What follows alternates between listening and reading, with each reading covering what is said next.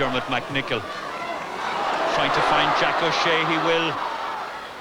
Oh, nice chip by Jack O'Shea. Back to Noel Roach. The Clare man couldn't get to it. Robert Flower here. Good pass by Flower. Stephen Kernahan, and the kick from him, yes! 3 points. It was a good breakaway by Robert Flower, the number 10. The kick to Stephen Kernahan, and 3 points well earned by the Australians. Well, good afternoon to you and welcome on a day in which we have an historic first on the programme. That's a live broadcast from Australia of what should be a tremendous tussle this afternoon. Our time, it's night time, their time, and that is the touring Irish party against the Australian in the compromise rules. Now, we'll be going over there live and we'll be picking up them, but here in the studio with me, I've got two people who will be analysing and giving their comments on the things that we will see and the things that they have seen in the course of the afternoon. Well-known referee Seamus Aldridge, and it's very nice to have you here, and also famous Dublin player Brian Mullins. Nice to see both of you. Somebody, let me start off, Seamus, with you straight away, by somebody who walks in home now and has read nothing and knows nothing about this and sees a fella picking the ball off the ground. What is the biggest thing, in fact, the biggest difference that he will see? The biggest difference he'll see, Liam, is that the player can pick the ball off the ground. That is permitted. He'll see the player been allowed 6 steps as against 4 under GAA rules. He'll see the referee having no involvement in timekeeping at all. That will be done. He'll see the referee having little involvement in subs. There'll be an interchange zone each side of the pitch where a steward, an official steward, will be, and he will absolutely control the introduction of substitutes. This takes a lot of work off the referee. He'll see a different tackle as we're used to seeing in Gaelic games at home. Basically, it incorporates the tackle within our own game at home, but he will see an Australian or Irish player being allowed grip an opponent between the shoulder and the waist and tackle him in that fashion. Now, he can grip his body or his jersey. Now, the onus then is on the player in possession to release the ball when he's in that situation, and this, I think, is going to be a problem for the Irish players in particular. It could be in that particular area. It could be in that particular. There are other little interesting points, but I think those are the major issues. Well, we'll pick those up as we go through the course of the afternoon. Brian, there's been much capital made in the press about the fact that the Irish players, because they're amateur, because they're all men who have work on the one hand and they play the sport in an amateur way on the other, could not possibly be as fit as men who are essentially professionals. What's your reaction to that? My basic reaction is that it doesn't hold really in practice. The lads that have gone out have been training all summer. They know from a very early stage in the summer that they would have been involved in this, or they had a chance to be involved in it, so they kept themselves very fit. And there's only so much training you can do. Like you can't spend 24 hours a day at training, you know. And all right, the Irish players have other jobs to do and whatnot, but I don't think that comes into question when they go out and play their sport. All the Irish players are people who have excelled at their own sport. They've trained very hard for it, and I've no doubt but they're as fit, at least, as the Australians. So you think the fitness one will not be a factor this afternoon anyway. Now, there was one suggestion that cropped up in the reports of the previous match, the only match up to now that had been played in Australia, and that was when the Irish were beaten 60-51 at Bunbury. And it was said that the Irish players failed noticeably in the last 15 minutes. In view of what you said now, do you think that may have been a tactical ploy being? Well, it's very difficult to say, but some of it might be related to jet lag, or the hard trip they had out a few days previous to that, and it'll only tell today in the last quarter whether they have failure or not. Maybe, I mean, when you go in to play a different kind of game, I think the biggest problem will be the 4 quarters. The Irish players are used to 2 halves, and the 4 quarters, that could be an issue as regards making them tired. Maybe they're not trained specifically for that. So that could be the reason why they faded so badly in the last quarter. But I'm sure Kevin Heffernan has been aware of that, and he's been trying to do something about it in the meantime, and maybe the substitutions today will have have a say in that, in the sense that he'd take off players at times to save them for later on in the game, so that maybe, hopefully, that he will be going, as many of his players will be going as strong in the last quarter as they will be in the first. Now, it's interesting that you talk about the substitutions, because they have a different form of substitution. When a sub goes on in our own game here, that's it, he's on, and if in fact he has to go off for any reason afterwards, that's the end of his participation. As a player and as a captain, do you think that this idea of kind of roll-on, roll-off substitutes is an improvement on the system we have here? Very difficult to say is an improvement. It's definitely a difference, and it's one that's worth looking at and seeing is it worthwhile. Teams have felt restricted in the past by having to say, well, if I put him in, he has to stay in there. Sure. And managers and coaches and trainers would have been slow to kind of take that chance. Now they've been given an opportunity where if a player goes in and he's not performing up to what they feel necessary, they can take him out again, and that's definitely an advantage. Yeah. So it really is going to be something that you'll be looking at very analytically to see how effective or otherwise it is from an Irish point of view. I mean, the Australians know how it works anyway. I think it's a gambit that can help your game. Yeah. And it's definitely calls for more participation of the 20 or 22 players that are named, whereas in a Gaelic football match there's only 18 players that can actually have an input to the game, whereas here every one of the 22 that you select are going to be involved in it at some stage, and you can use them in different ways. And as I said earlier, vis-a-vis rest and things like that, you could definitely, it's a plus. All right. Seamus, the passing is different, and in fact we've seen accounts in the paper where a famous man named Cable made himself available to the Irish during the week to show them, in fact, how to control this particular fisted pass that they have. Yes. Do you think that that is going to be instrumental in the outcome today? Because it's about distribution of the ball, isn't it, with accuracy? Well, of course, the Australians, as I see it, would have the edge in that, because that has been their game. And in the compromise rules, this is one area that certainly favours the Australians. But older players in the Irish party will remember that that was type of the pass that was in Gaelic games some time ago. So it's a slight adjustment. The only change really is that they have to hit it with the clenched fist, and usually with in the area of the thumb. Sure. But I don't see it as a major problem. Well, we'll see what's going to happen, because they're playing, of course, many thousands of miles away from us, and it's hoped that there will be 20,000 people at the game today in Western Australian Cricket Ground. But to get an idea now, as let's see, it is nearly 12:30 here, our time. Let's see what it's like night time out there in Perth. In fact, that's where we join Ger Canning, and he gives us a preview of the game, which will be due to start very shortly now. Hello, good afternoon, and welcome to you. Welcome to Perth, the capital of Western Australia. Yes, the cream of Ireland's Gaelic football talent has assembled 12,000 miles down under to take on the very best in the Aussies rules games. It's the best of 3 international tests, the first here tonight being played in the WACA Stadium, which is the West Australia Cricket Association's ground. I say tonight, of course, because we're 7 hours ahead of you. Nonetheless, we're looking forward to a marvellous evening's sport. Already, the Irish team has been here for the last 9 days. They're in very good spirits. They've been training twice a day sometimes under their trainer Kevin Heffernan. The spirits are very high, and they've already had one game against the Australians. That was down in Bunbury, which is about 120 miles south of here.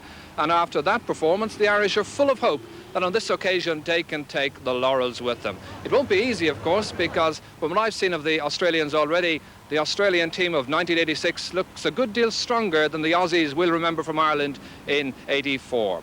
The teams will be coming out on the field very shortly. We're looking forward to a memorable evening's football. We hope you'll be right with us. Yes, we will be right with them in a game that, according to many of the commentators and many of the writers, is likely to be rough, tough and hard. And the Irish players, according to one account, have been training twice a day in a desperate attempt to match the Australians' fitness. Well, we've had some views already, in fact, about that. And just very quickly, Brian, this idea, a desperate bid, that was what one match commentator preview said about it. Do you think that that is really overstating it from a fitness point of view? I think it is, yeah, desperate bid. There's no amount of training that the group could have done since they arrived at Australia that would have increased their level of fitness dramatically. The hard work had to be done here before they went. Now it's just conditioning themselves to the climate, to the type of game they're going to play, and improving their skill at the compromise rule games. But I mean, there's no way can there be a dramatic, if anything, rest would be the best thing for them since they arrived in Australia now, and just some sharpening up of reactions and things like that. I imagine, and you will know this very well, I imagine that Heifer will have taken great pains to make sure that they're as fit as his regime could possibly make them. Seamus, a word on style as far as the officiating is concerned. They are, the Australians, I mean, they have very dramatic moves, this bounce of the ball that they have with the knee up and all this kind of thing. Do you think that sometimes style takes over from effectiveness? Well, I don't think style enters too much into the Australian game at all. I think it's physical strength is a big feature of the game. Comparing the two games before we had compromise rules, I would say there's a higher degree of skill in Gaelic football. The Australian game tends to be more physical. Now it's going to be interesting today to see what way this game will go and what way the reaction of the Irish referee in particular. That's a facet which I, as a referee, will be looking to judge on, because you know, it's going to be that is a very interesting point, because I have watched these games on that you have shown, and I've seen one particular match where there was the commentator described it, there's a jolly old dust-up in the middle of the field, and the referee is taking no action, and rightly so. This is what the fans have come to see. Now, I don't think that would be allowable or tolerable in the game we're Croke about Park. to say. Oh, in Croke Park. Or even in the game we're about to see, because we don't want to wind up in the shambles that we had in Cork in '84. Right. Well, there'll be a lot of eyes on it, both out there and here. We're going across to join them now, and gentlemen, I'm sure, well, Brian, you haven't actually got a pen and paper ready yet, but we'll provide you with one of those. Seamus, you've come well equipped, and we're going to be well equipped with pictures now as we go straight across to Australia for what should be, at the very least, an intriguing tussle. Let's join our commentary team in Australia. And you're very welcome back to the Wicket Stadium here in Perth. Perth, 7:30 p.m. Saturday night. And this magnificent stadium, as you can see, with a crowd at the moment of about 9,000 constantly filling up, a little bit below expectations just at the moment. We're awaiting the entry of the two teams into this magnificent ground, which is being refurbished at a cost in excess of 10 million Australian dollars. The superb lighting system that you see here cost in excess of $4 million.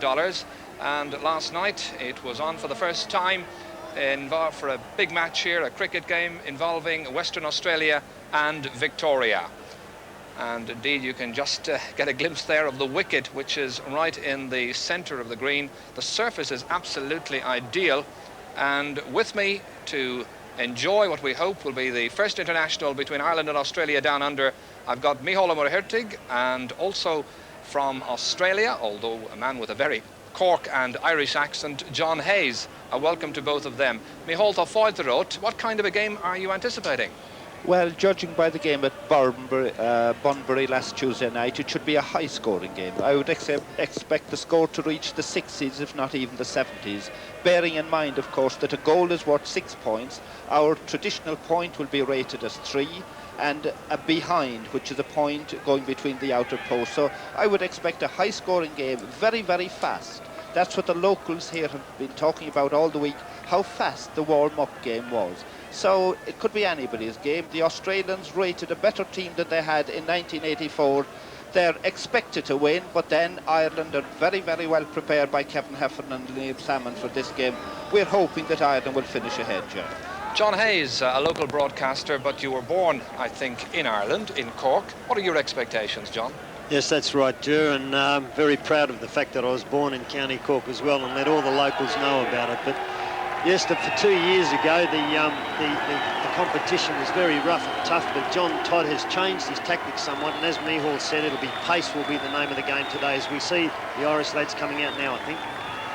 So a very historic occasion then, as the Ireland team playing their first match as an international side down here in Perth, the capital of Western Australia. A magnificent occasion indeed, and the Australians, led by Terry Danaher, who was one of 9 Australians figuring in the team tonight to have played in Ireland 2 years ago. As he leads his side out there, the familiar figure you saw running out there just behind Terry Danaher was Maurice Rioli. And here's John Platten, you remember him from Croke Park as well. And This is a bit strange because the Australians usually go on a lap of honour, as it were, to warm themselves up. The Ireland players here, Tom Spillane, who's been busily preparing here for the last 9 days, with Joe McNally here, whom we expect to be playing at full forward, although positions will mean very, very little, as you'll see once the game gets underway. And the Australians going across now to get into their familiar limbering up pattern, and they'll lap around that ground and soak up the atmosphere. There's a lot of Irish support here. Everywhere one goes, there are Irish people and those with Irish-sounding names. And Kevin Heffernan's team tonight won't lack for support. As well as this, there are about 200 supporters who've made the journey to Perth in what's probably a once-in-a-lifetime trip for most. Let's go down now and hear the views of John Todd. Where we can win this game. At ground level, we have an excellent number of players that can be interchanged through all lines, and I believe that will be our strength. Hopefully that, you know, the rain doesn't settle in, and I think we're in for an excellent night of football.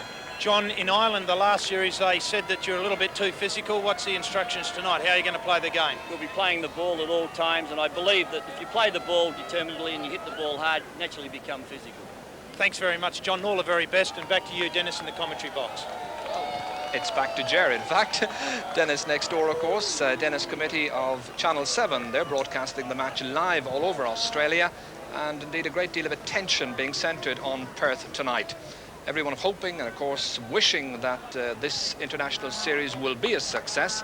That's Peter Wilson, by the way, there. Meanwhile, the Irish, having taken a lesson perhaps from the Australians, now preparing quite properly. Jack O'Shea there, the team captain, encouraging and urging his men on. Here's Kevin Heffernan. The Ireland side, himself a former star player and coach of 4 All-Ireland winning Dublin sides. Kev, welcome to Western Australia. Thank you very much. How have the boys been training? Well, we've been training very hard. We prepared very assiduously for this game, and we're looking forward to a good battle, and please God we'll win it. Kevin, what can we expect from the Irish side? What are the strengths and what have you been concentrating on in your training? Well, I think our kicking ability is probably our greatest strength, and we'll be moving the ball pretty fast, we hope. And if the strains of Molly Malone, which are here behind me, are anything to go by, we'll be giving it all we can. And the side is confident, success, and they've been training well? We've been training well. We're ready for a battle, and we're hoping for the best. Kevin, thanks very much for speaking with us this evening, and good luck. Thanks very much. Back to you, Dennis. Kevin Heffernan then in very good voice, very good humour. Indeed, there's been a great spirit among the Irish players. They really have been model ambassadors. And of course, they've been in an unusual position in the last 9 days, because usually when they go on all-star trips, which is a comparable trip to this one, it's very much a holiday in the best possible sense. But here they've had to live and train like professional athletes without receiving any remuneration.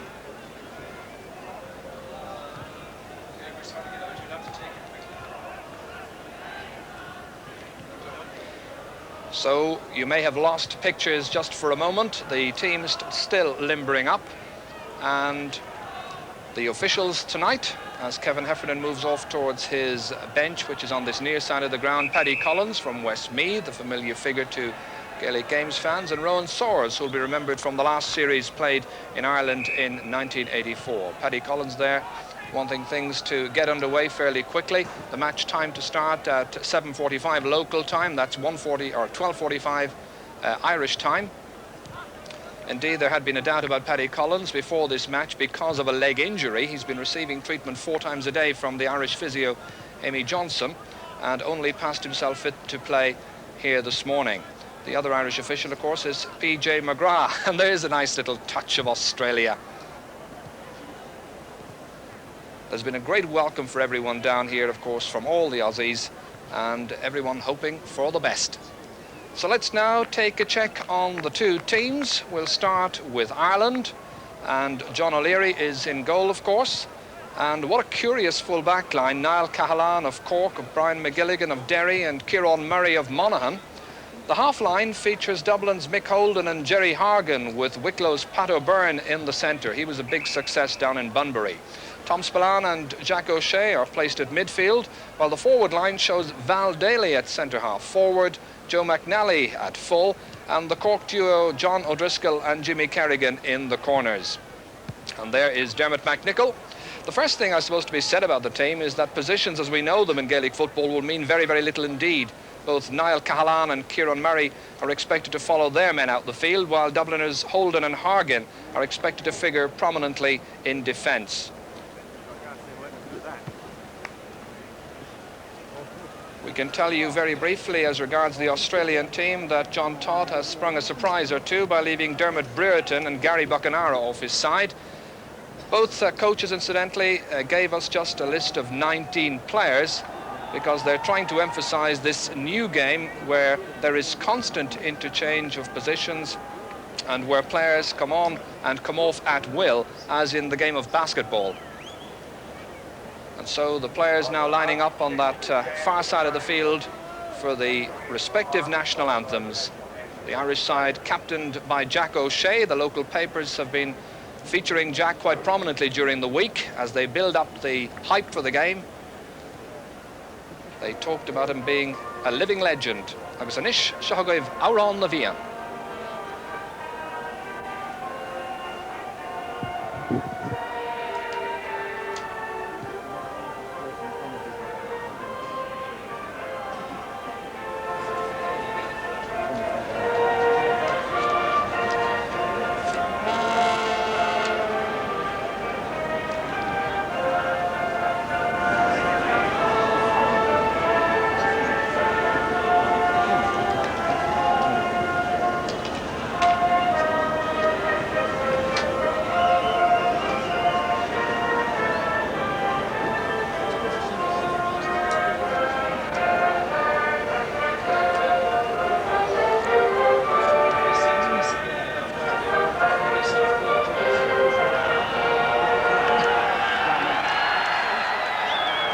It is to hear the strains of the national anthem, the Irish anthem, here in Perth, which is the capital of Western Australia, a city of 1 million people. And now we'll hear the Australian anthem.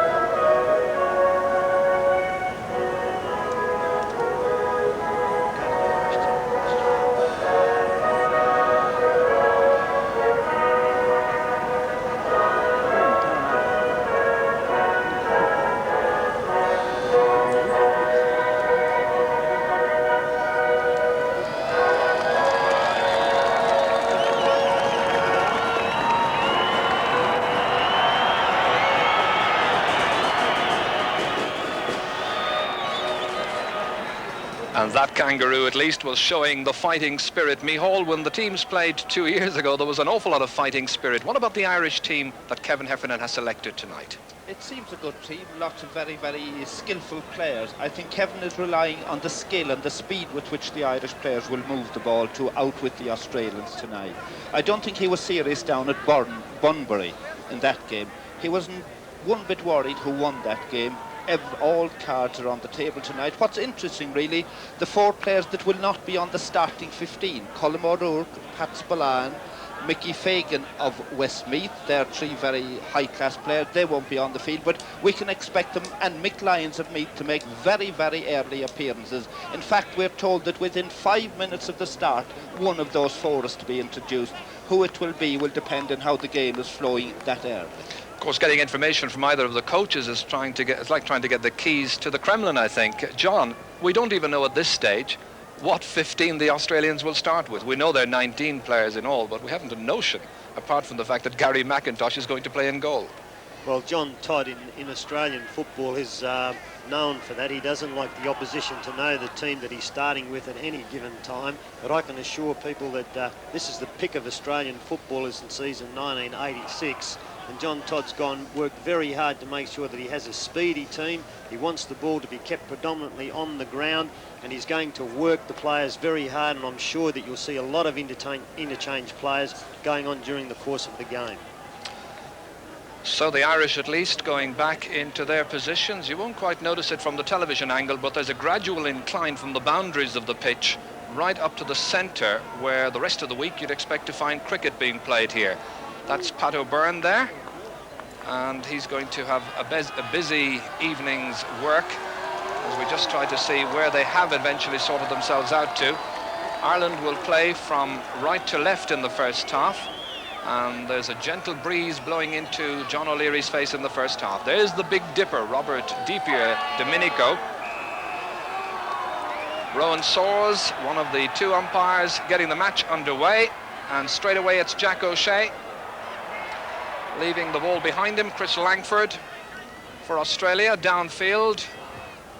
And Kieran Murray beaten off at that time. It comes down to Kevin Walsh, the Essendon player. Seemed to be fouled that time. Very near the sideline. In fact, the ball gone out over the sideline. Kevin Walsh, you'll have heard me mention there, the full forward, the Essendon player, a player with an Irish background. His father, I think, comes from Kilkenny, and the mother comes from Wexford. Meanwhile, Gary Pert is ready to take the line ball. Kicking it from the hands, as you'll notice, because it's permissible in this game to take frees such as that from the hands or from the feet on the ground, as the first three-pointer goes to Australia's Chris Langford. Chris Langford it was. Chris Langford, then the scorer of the opening 3 points. One red flag for a 3-point, that's over the bar as in Gaelic football. And there'll be 2 red flags for any goals that may come. John O'Leary, who played in the last series in Ireland, indeed in that last series, Ireland scored something like 12 goals. The Australians could only manage 4 from the 3 internationals. Here's Jack O'Shea, rounding Di Domenico as the play continues. And a push in the back surely that time. Di Domenico, the player involved in it. It seemed that Jimmy Kerrigan was the player who was fouled. The Irish players, you'll notice, wearing short-sleeve shirts because the shirt is a target. You can actually catch the man by the shirt. Val Daly, once again, the referee, has the whistle blown. Rowan Soares on this half of the field. Of course, there are 2 officials in charge, both of them taking charge of a particular half of the field. Pat O'Byrne fists that one down. And Niall Cahalane getting involved in a little altercation there with John Platten. The line ball taken from the hands. This is the period in the game where they more or less sort one another out as Val Daly punts that one forward. Dermot McNichol trying to hold on to it. It's Joe McNally who gets it across to Jack O'Shea as Ireland come looking for their first score. Jimmy Kerrigan under it. The surface is perhaps the best surface they'll have ever played on. It's in absolutely immaculate condition.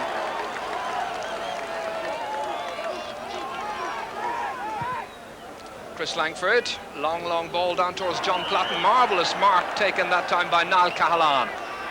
Any high catch like that, indeed any catch made from a distance of 20 metres or more is regarded as a mark, and immediately you have the option of a free such as that one. Ireland on the attack. John O'Driscoll so near to being the opening goal. He'll have to settle for 1 point instead. But Ireland's only attack, indeed the best attack of the game so far.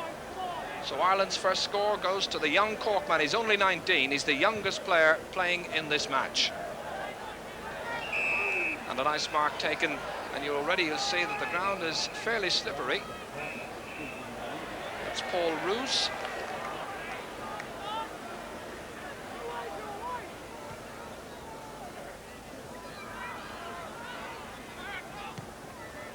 Gary Perth trying a long one, and some very accurate shooting as that one goes over for Australia's second 3-pointer. So that's 6 points the Aussies have scored in the opening 4 minutes. Some very accurate shooting indeed. Val Daly playing very deep. The Australians applying pressure early and often. The Irish players trying to get the ball away very fast. Here's Di Domenico, a fist thrown out that time. And another very high charge. The referee this time quite sensibly whistles back the play. There were 2 fouls that time on Di Domenico. There's the first one, made by Joe McNally. Interesting to note here, Joe, particularly early in the game, that Robert Di Domenico is the only one that's using a lot of strength. Most of the Australian players are playing the ball. So the Australians take the mark. That's the captain, Terry Danaher. Very high punt forward, dangerously down into the Irish square. Maurice Rioli was saved by John O'Leary. But it goes over the bar for a third three-pointer, a third over for Australia. Rioli very much in the thick of the action.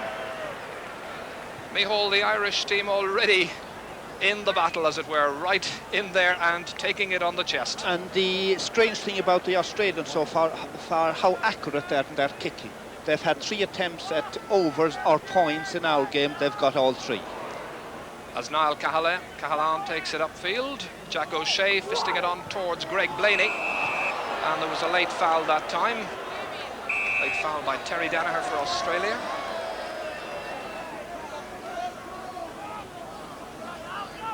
The referee has given it as a free to Australia, to Terry Danaher. Swinging it across field. Peter Wilson here, a very determined player, down towards the left corner. Jerry Hargan back there for Ireland and giving away what it seems like a line ball. So in fact it was over the end line, 45 then to Australia, the first in the match so far. That's Jared Healy. And again you see the rather strange move of taking a 45 from the hands. A lovely mark, brilliantly taken in there by Chris Langford. And already he's been mentioned a few times in this game, very tall, very accurate. Look at this for a good catch, despite the attentions of Tom Spillane. One of the strongest men in Australian football. He's the fullback with Hawthorn, played in the grand final 2 weeks ago, and here he kicks, and yet another three-pointer. So from their 4 attacks so far, Australia has scored 12 points. Good fist forward that time by Wilson.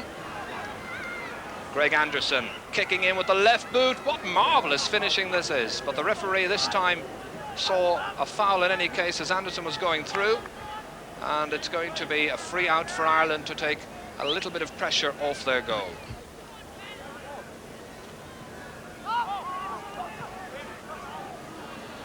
The pressure stays on, however, with that bad kick away. This is the most marvellous bit of football that Australia have shown for quite some time. And Rioli his time has to settle for 1 point. I think, Mihal, we could safely say that they never played as well as this when they were in Ireland. And we've just 7.5 minutes gone and they've amassed a total of 14 points. Interesting that a lot of the Australians are loose as they go forward. The Irish players not marking up. Mick Holden away to Jack O'Shea, the team captain. Can he now inspire his side as it goes to Greg Blaney? Back to Jack O'Shea. He'll be very tightly marked.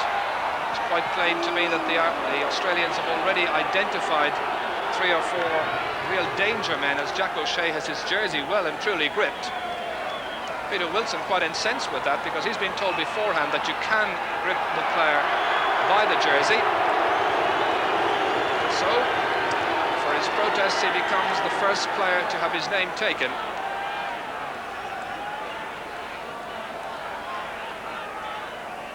And deserved it as well for the way he carried on. As Ireland mount an attack with Joe McNally here. Back intended for Greg Blaney, but playing the short stuff at this stage doesn't seem to be coming off. Ger, I'm sure you'll have noticed that the Australian team are hunting in packs. They've always got somebody to support them. Val Daly, the Galway man, looking for a score off target. Di Domenico makes the catch, makes the mark, opts to play on, which is entitled to do, by the way. You can slow play down if your team is under pressure and take the mark and opt for a free out, as it were, or you can play on, but you must play on immediately in this game.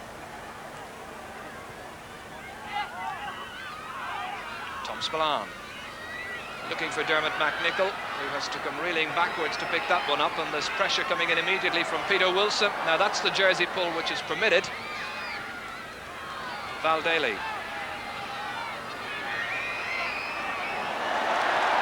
Strong challenge by John Platten.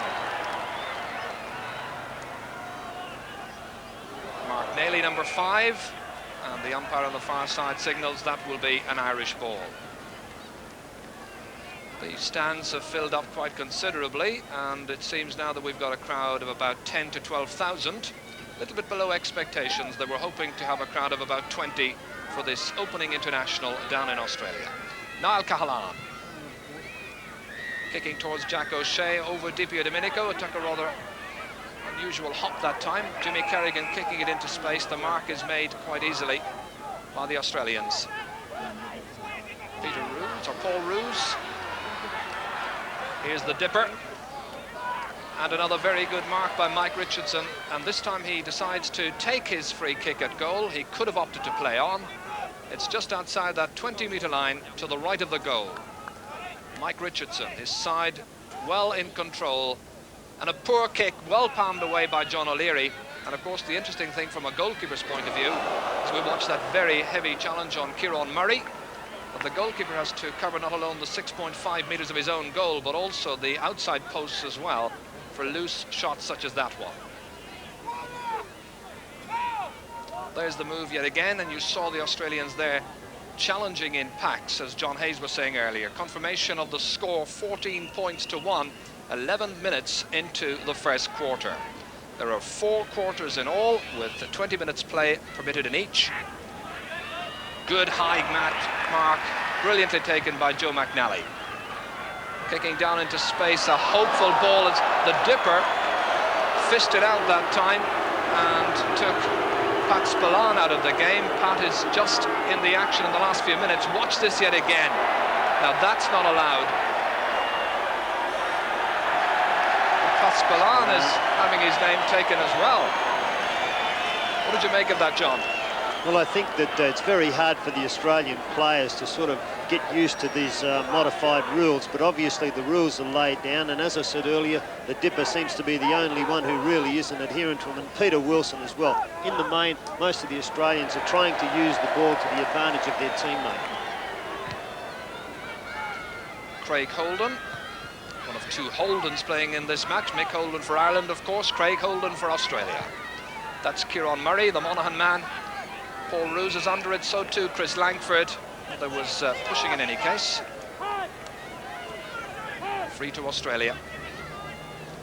And there's the cricket wicket that we spoke of. It's a very, very hard bit of ground, and if they come down there, they really will feel it. Paul Roos with the free. Mark taken inside by Gary Pert.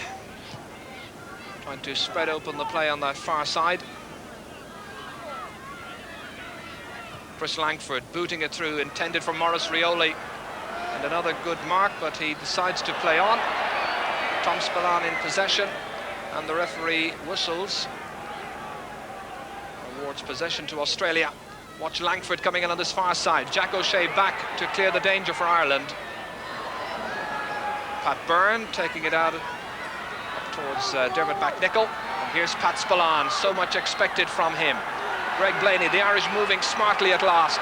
In towards Jimmy Kerrigan to Joe McNally. Can they get a goal? Yes! The goal counts! It was brilliant play by the Irish. Tremendous use of the ball from right down in defence, right up to where they got the first 6-pointer of the game. Absolutely brilliant. Jimmy Kerrigan, who did so much to set up that one, which was initiated by Pat Spillane.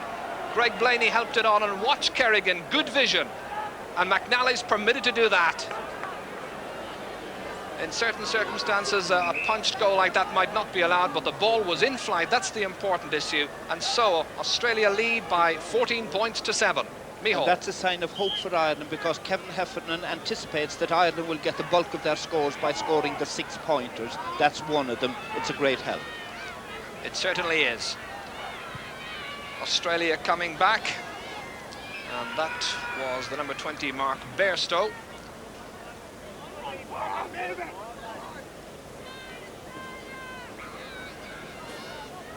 Indeed, so wide are the goals in this contest that you'd really want to be on target in every 7 of 10 attacks that you make.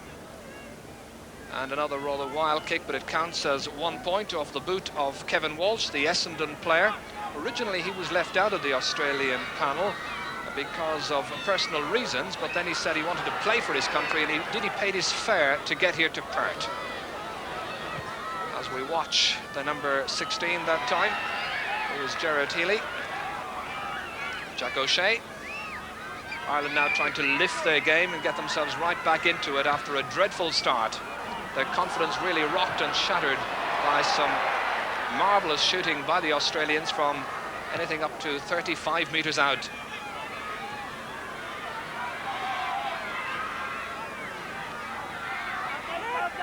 Holden, intended for Greg Blaney. The pitch here about, well, it was meant to be 90 by 145, but I think it's not quite 145 yards long, a little bit shorter than that. So the Australian captain keeping it in possession. You're allowed to take 6 steps or 2 bounces with the ball. That's Chris Langford driving it through for 1 point. So the Australians taking their total along now to, I think it's 17 points. 17 points to 7. And Ireland possibly a little bit lucky to be within 10 points of Australia at this stage, because Australia have certainly dominated the possession game up to now. Craig Holden, the Aussies keeping possession at all times. Gerard Healy driving it in dangerously, and Australia has scored a goal. Was it inside the small square, however, as it was the tall Kevin Walsh who got possession. Yes, the goal doesn't count. So another let off that time for Ireland. Chris Langford maintaining the momentum of the attack. And a long effort from about 25-30 metres out by Wayne Johnson brings in 1 point, a white flag raised for a behind. But everywhere, the Australians proving their dominance. Jerry Hargan, unusual to see him play, as it were, as a left half back. But Kevin Heffernan was saying to me during the week that it's important to get into one's head the idea that everyone becomes an attacker when you get possession and becomes a defender when you lose possession. So positions in this game seem to mean very little. You pick up the nearest man to you. Chris Langford being picked up that time by Tom Spillane, but it gets across to Maurice Rioli, steadying himself. And he's got a white flag, so another 1 point for Australia. The Australians having a lot of the play.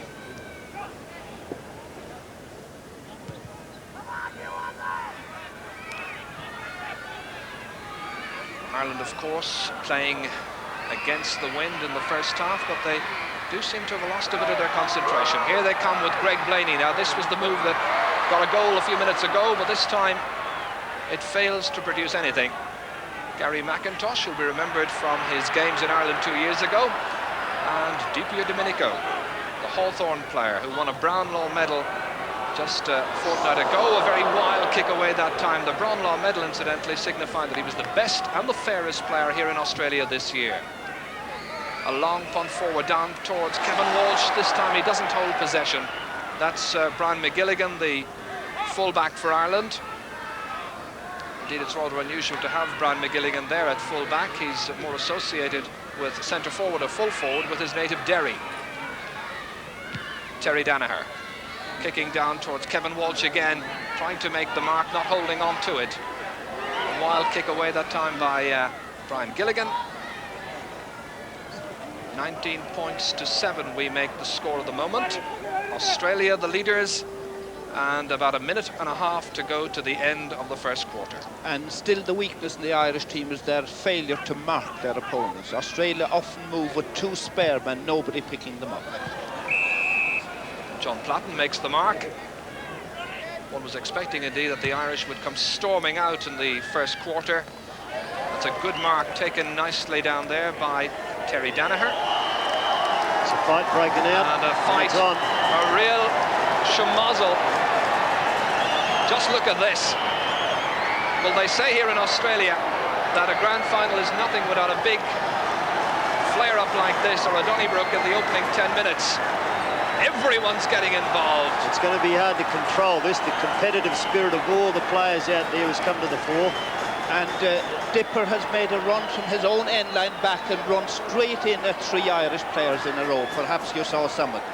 But this is some of the thing that was seen in the first test at Cork 2 years ago, something that could ruin the future of this entire series. I think that once again, one has to remember that the competitive spirit of the Australians, they want to continue in the winning way that they had 2 years ago. And John Todd is very, very keen on this series to be won more convincingly than what it was in Ireland 2 years ago. And that's the competitive spirit coming out on the boys. But John Hayes, nobody can excuse that type of play in any sport. Agreed, agreed. So the dust-up, as they call it, has calmed down. Let's hope now that the Dipper, who was very much involved in it, and his colleagues, he's been booked. In fact, both officials have been very busy taking a whole load of names at this stage. I couldn't quite tell you how many players have been already booked in this game. I think during that altercation, Gary Pert and the Dipper had their names taken.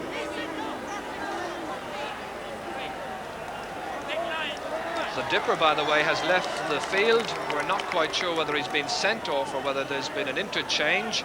If a player is sent off, then he can't naturally regain or rejoin the action, and his team is reduced to 14 players for 5 minutes when they then can bring on a substitute. It looks as if the Dipper has been sent off for that offence, but Australia will be back to full strength in 5 minutes. And is Pat Borden, the Irish player?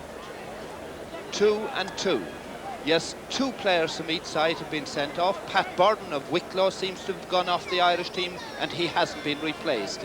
It's a pity that that should occur coming close to the end of the first quarter. We also noticed that Tom Spillane has left the action. I'm not quite sure if he's been sent off as well. I think he has. And Mick Lyons has gone on for Greg Blaney. Confirmation of the umpires or the referees. They've had a very busy time. We're into injury time. And it would appear that Tom Spillane has been sent off because Ireland had reduced temporarily to 13 players. And the Australian coach John Todd and the chief selector Ted Whitten aren't very happy with the players who've come off the ground. So the 2 officials. Now look at the 2 coaches on the side here. The 2 coaches, you're quite right. Getting involved. Kevin Heffernan and John Todd, if the cameras can pick them up, which they haven't managed to do so far. They're just having a little argument. As we understand it, having done a quick count, both sides down to 13 men. And that will last for 5 minutes. I think John Todd's reputation over here is very strong, but Kevin Heffernan, it doesn't mean anything to him. He wants to win this game as well. Pat O'Byrne is very much in the wars as well. He's receiving attention off the field at the moment. John Todd there, who coaches Swan Districts here in Perth, and a man with a fiery reputation. So play will restart with a throw-in. We've now played 23 minutes of the quarter. Ireland hold possession. Kieran Murray belting it away, but the Australians quickly regaining it. Chris Langford. So the match then living up to its pre-match billing, as it were. The fireworks were expected, and that's precisely what we've got. Maurice Rioli. Let's hope that tempers will calm down considerably. There's an awful lot of good football to be played by both these teams. Let's hope they'll produce it, because for the good of the series, I think that's what it needs. That time we saw Terry Danaher and one of the Irish players, Mick Lyons, going right in there when there was no need whatsoever to do so. And this is really disgraceful. Gerard Healy was the Australian player involved. There's no way really you can excuse this kind of play. These players have got too much skill to be too premeditated, worrying about abusive stuff like that. Let's get on with the game.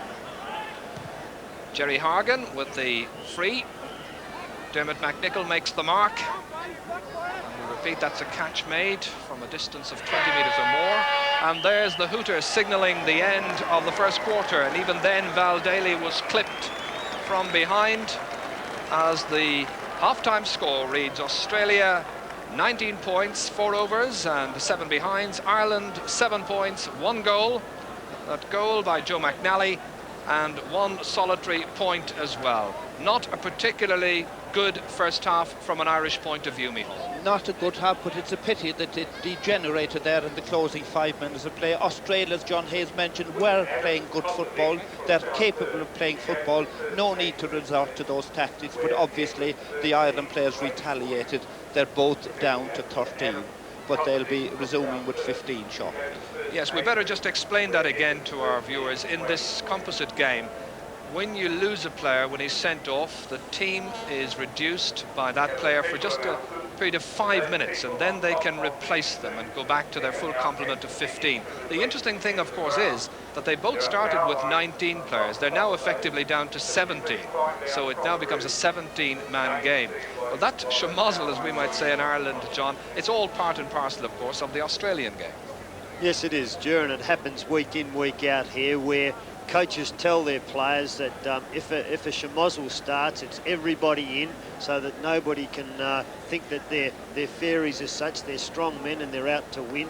The one thing I think that came out of that first quarter was the way the Australians have worked hard on using the ball. They used the ball particularly well. The one thing that disturbs me a little bit is that the Irishmen, they aren't spoiling the ball from behind. By that, when they're going for a mark, no one seems to be trying to punch the ball out of their hands, and that's what an Australian defender does. He doesn't allow the player just to mark the ball free without physical presence being applied, and that's the strength of the Australian team at present. And as you said, Micheál, they're being allowed to run on their own too often, and the Irishmen are going to have to pick them up. Otherwise, they are all capable of kicking this round ball 40 and 45 yards. And if they're not picked up, the scores could be quite further apart in the next quarter. And they're willing to use the long kick once they come into their own attacking half. They lob them in around the Ireland goal. It's working. They're making good catches, and their men are always ahead of the Irish players going for the high ball. You'll also notice that when they get the ball deep out into the corners, they centre the ball into the actual centre goal square rather than have a shot, because Todd has worked very hard on that aspect of the game as well.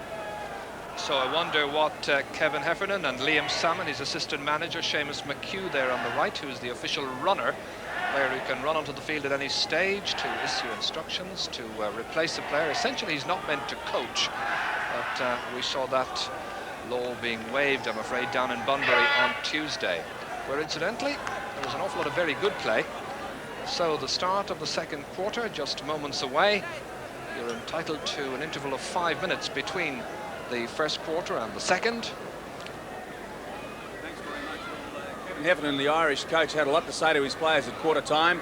He said, for goodness sake, bring the ball in lower into the forward line. They're not picking up the Australian players in the middle of the ground, which is what they've got to do. Play football and forget about the rough stuff. What did Toddy have to say, Grant? Well, Coach Todd was very pleased with the Australian side. He was very pleased with the way they were running. He said, forget about the physical stuff. Go and get the ball and play the skills. That was the name of the game. And he said, keep up the good work from the first quarter. Very pleased indeed he was.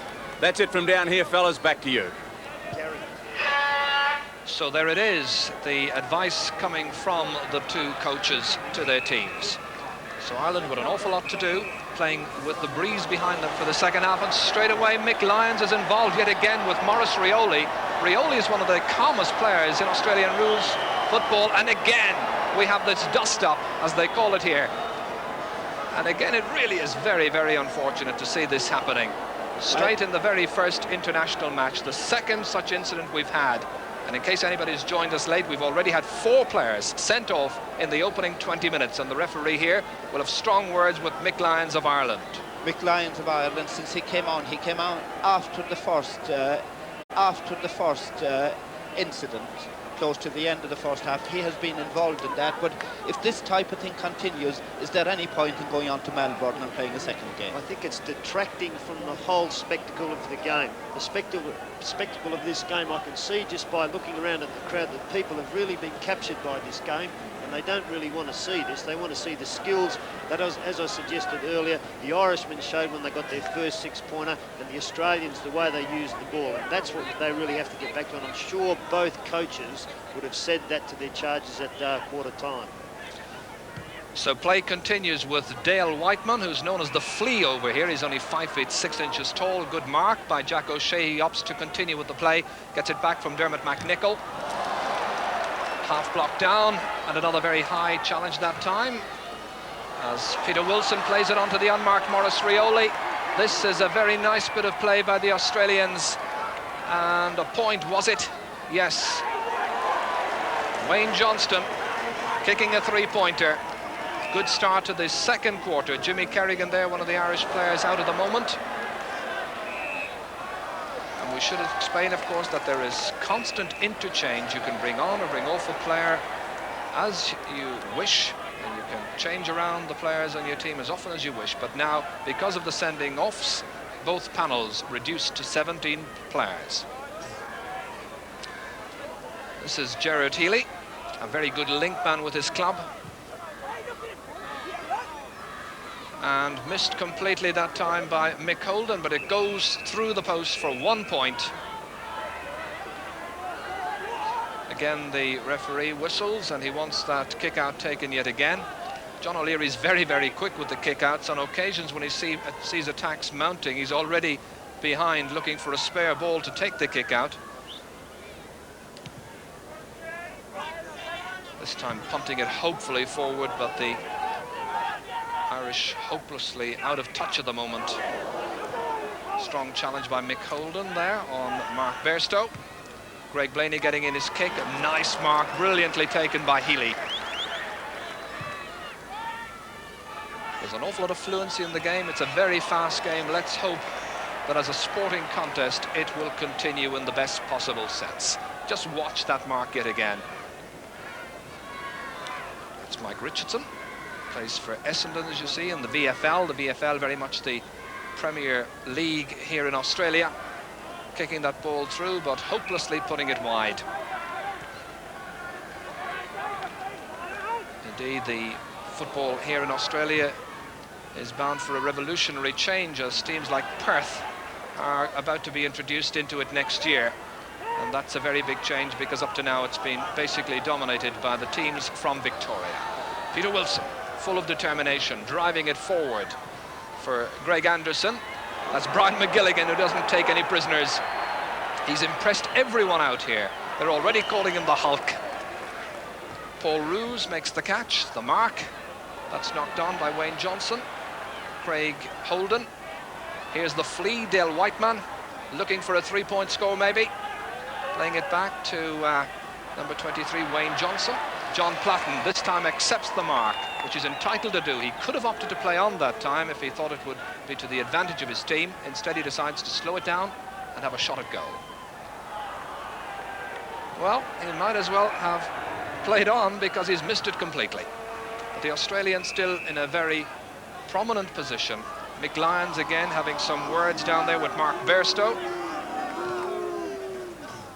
The Australians leading by 23 points to 7. That's the position into the second quarter. We're 5 minutes into that quarter now. Craig Holden. Up towards Greg Anderson. Gets there ahead of Brian McGilligan. Doesn't seem to throw out the fist as well. He was impressive in Bunbury.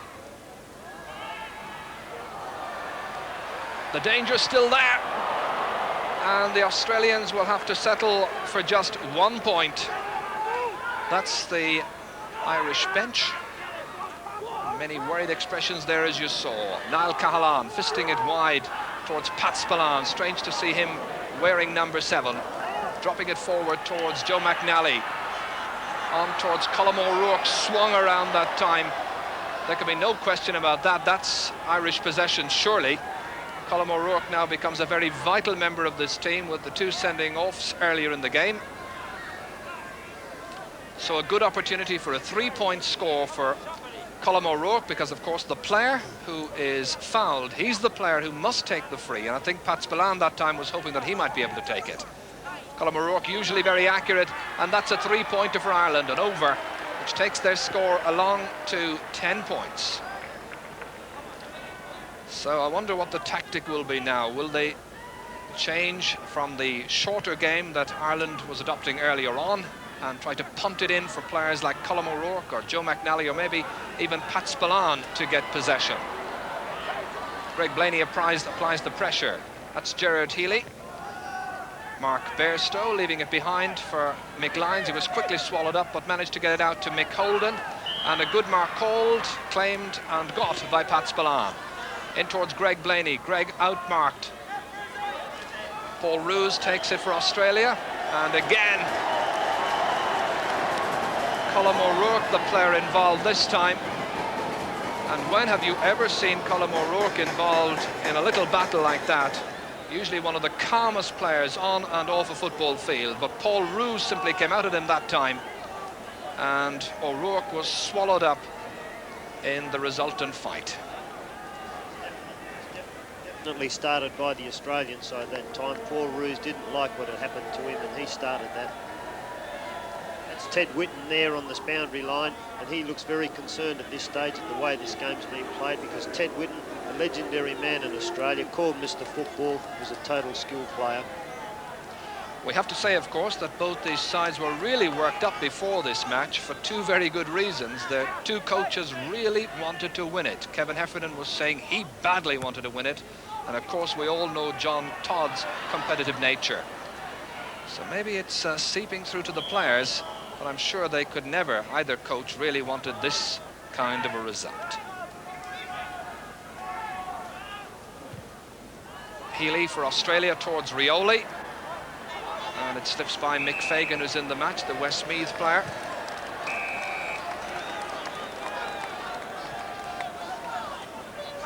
Rowan Soros here, one of the youngest officials in Australia, and issuing the orders.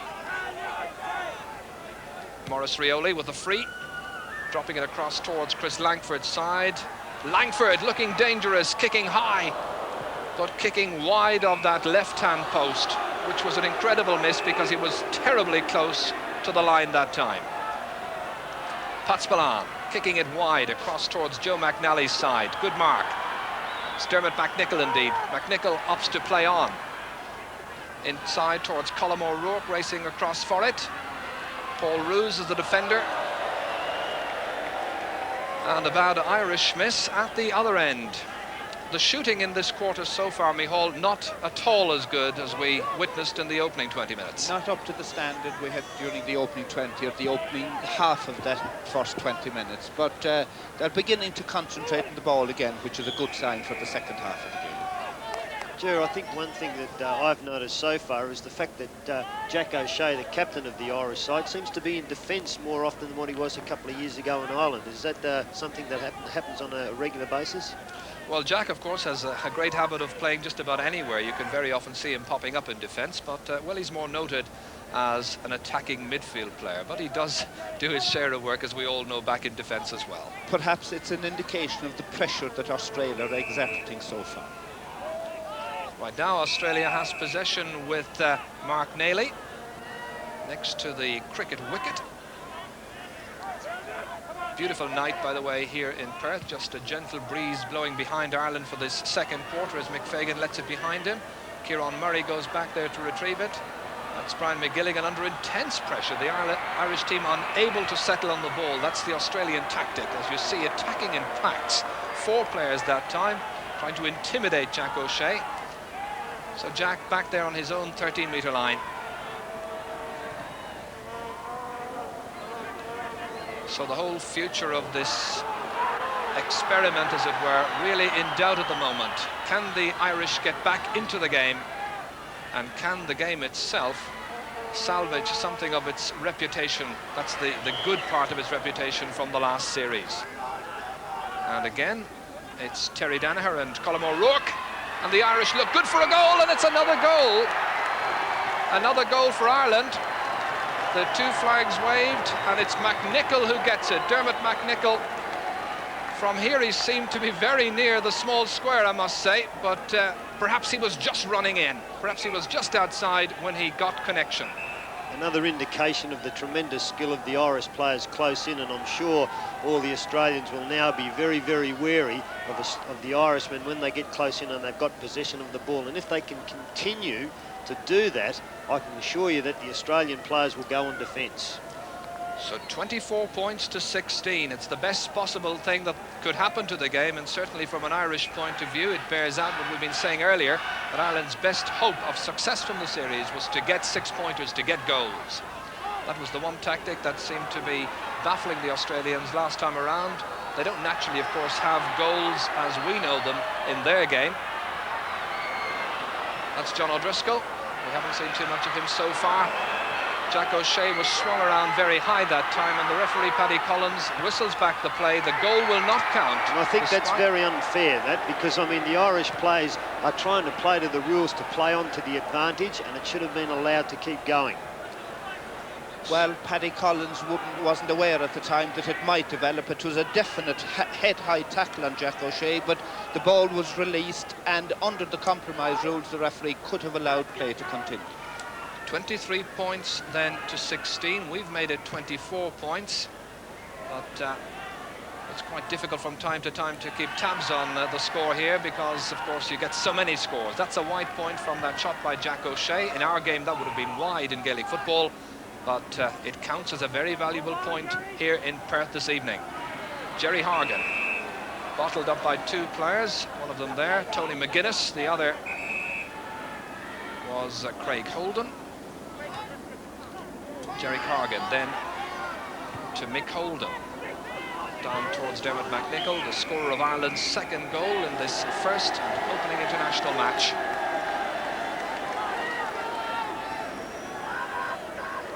Peter Wilson.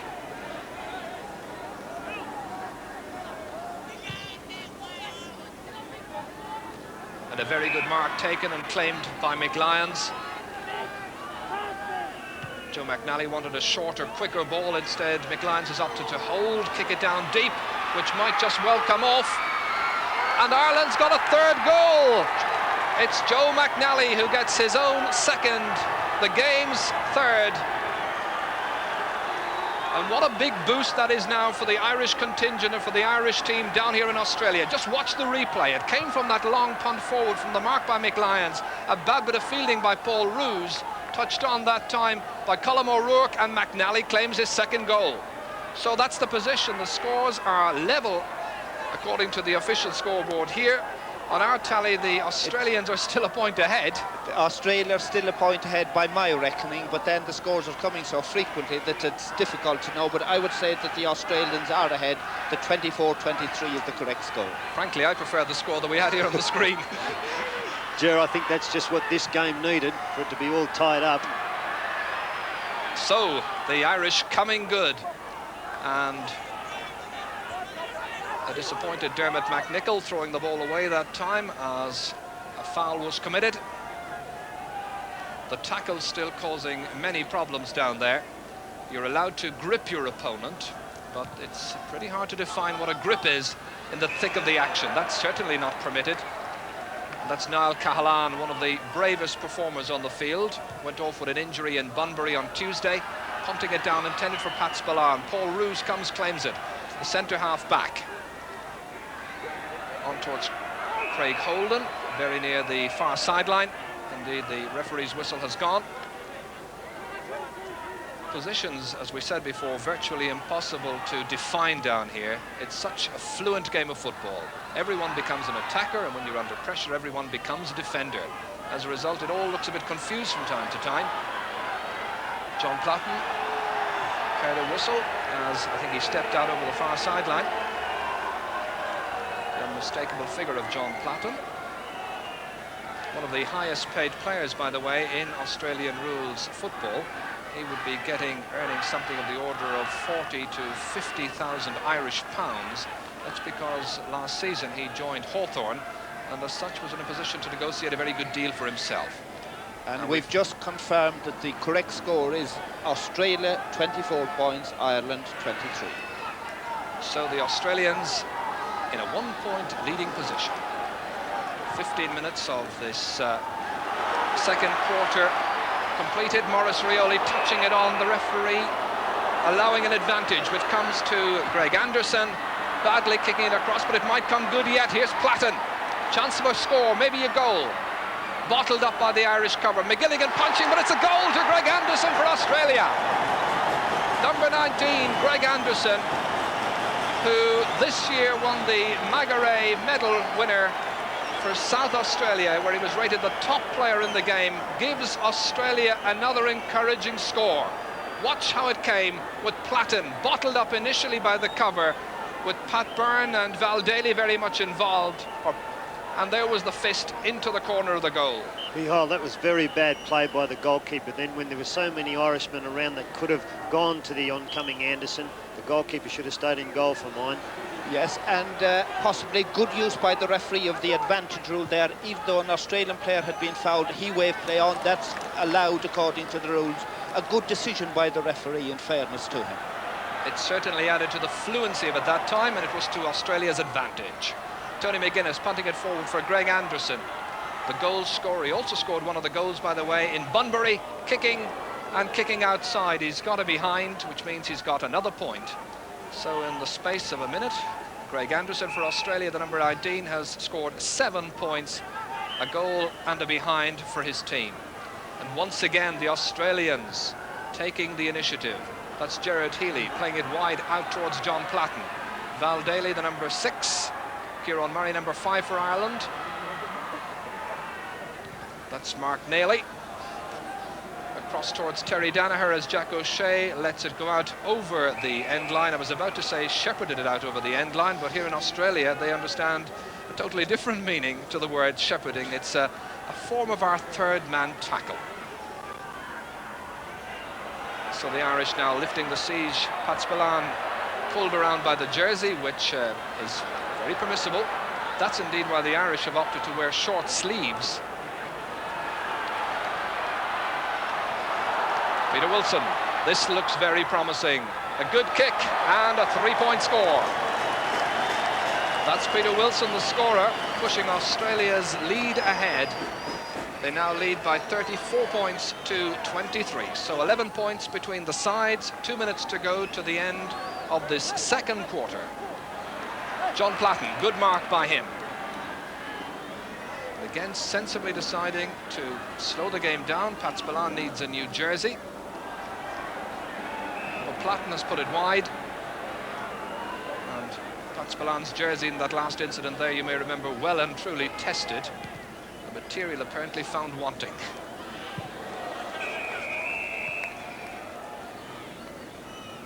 An all-Australian team of officials, except for Paddy Collins, of course. All the linesmen, as we would know them, and the various umpires are Australian. There's Seamus McHugh, the Irish runner.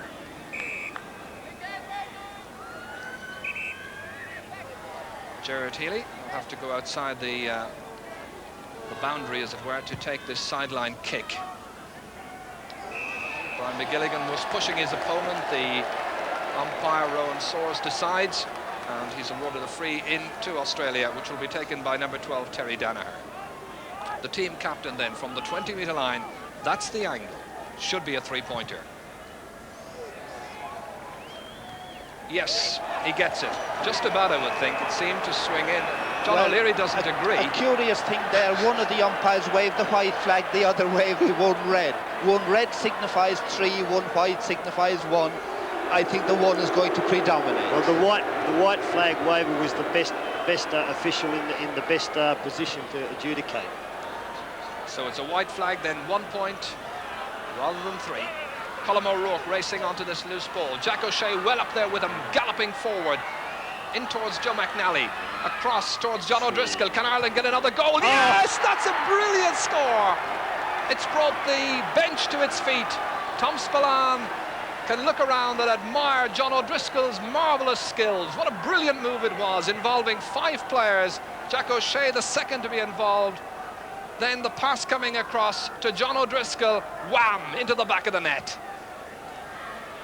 So, the position now. Ireland 29 points, Australia 35. So just a goal between the sides by our reckoning.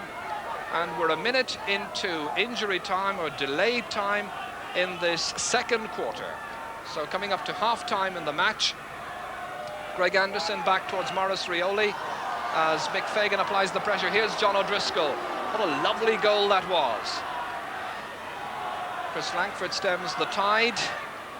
Craig Holden up to Peter Wilson. Now he'll run the 6 paces he's entitled to do. He can hop it again and run another 6. This time the referee saw something wrong with that. Travelling, he ran too far, I think, Joe.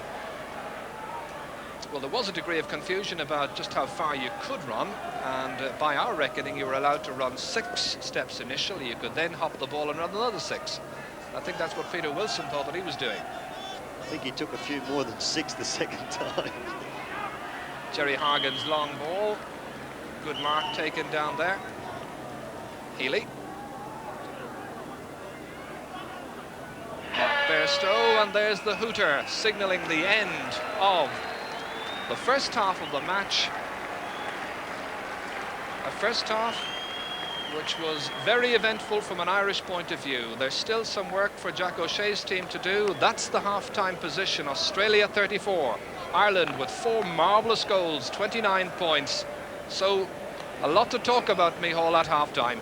Yes, a good second quarter there for the Ireland team. The score at the end of the first quarter was 19 for Australia and 7 for Ireland. At one stage, mid through the second quarter, it read 24-23. Ireland came back, but then Australia had another period of about 5 minutes in which they dominated. But it's a good sign of the Irish team that they finished the better of the two teams during the closing 5 minutes there. John Hayes, you're not without hope for Australia either. No, well, I think that the Australians halfway through that particular quarter lost the momentum of the game, and I think that the Irish's ability, particularly in close, when they used the balls short, they certainly seem to play this game a lot better. Trying to play the long game doesn't seem to be the Irish's best attack, and if they use the ball properly and get it in close, they are more capable of the Australians in scoring goals, as we've seen already. So the lights then here in Perth tonight providing plenty of illumination, a lot of electricity as well. Half-time score, Australia 35, Ireland 29. We'll be back shortly. Meanwhile, let's go back to Liam Nolan. Gerard Canning down there in Australia, thank you very much indeed. Interesting to see that score. In fact, 34-29, just 5 points in it between them. To think that Australia at one stage led 14-1, they also led 19-7. So as I say, much more respectable looking score. But a lot of turmoil, a lot of punches, a lot of macho stuff, and a lot of reason for a lot of comment. We'll take a short break now. Stay with us, and when we come back, we'll have the views of our panel and also some inserts.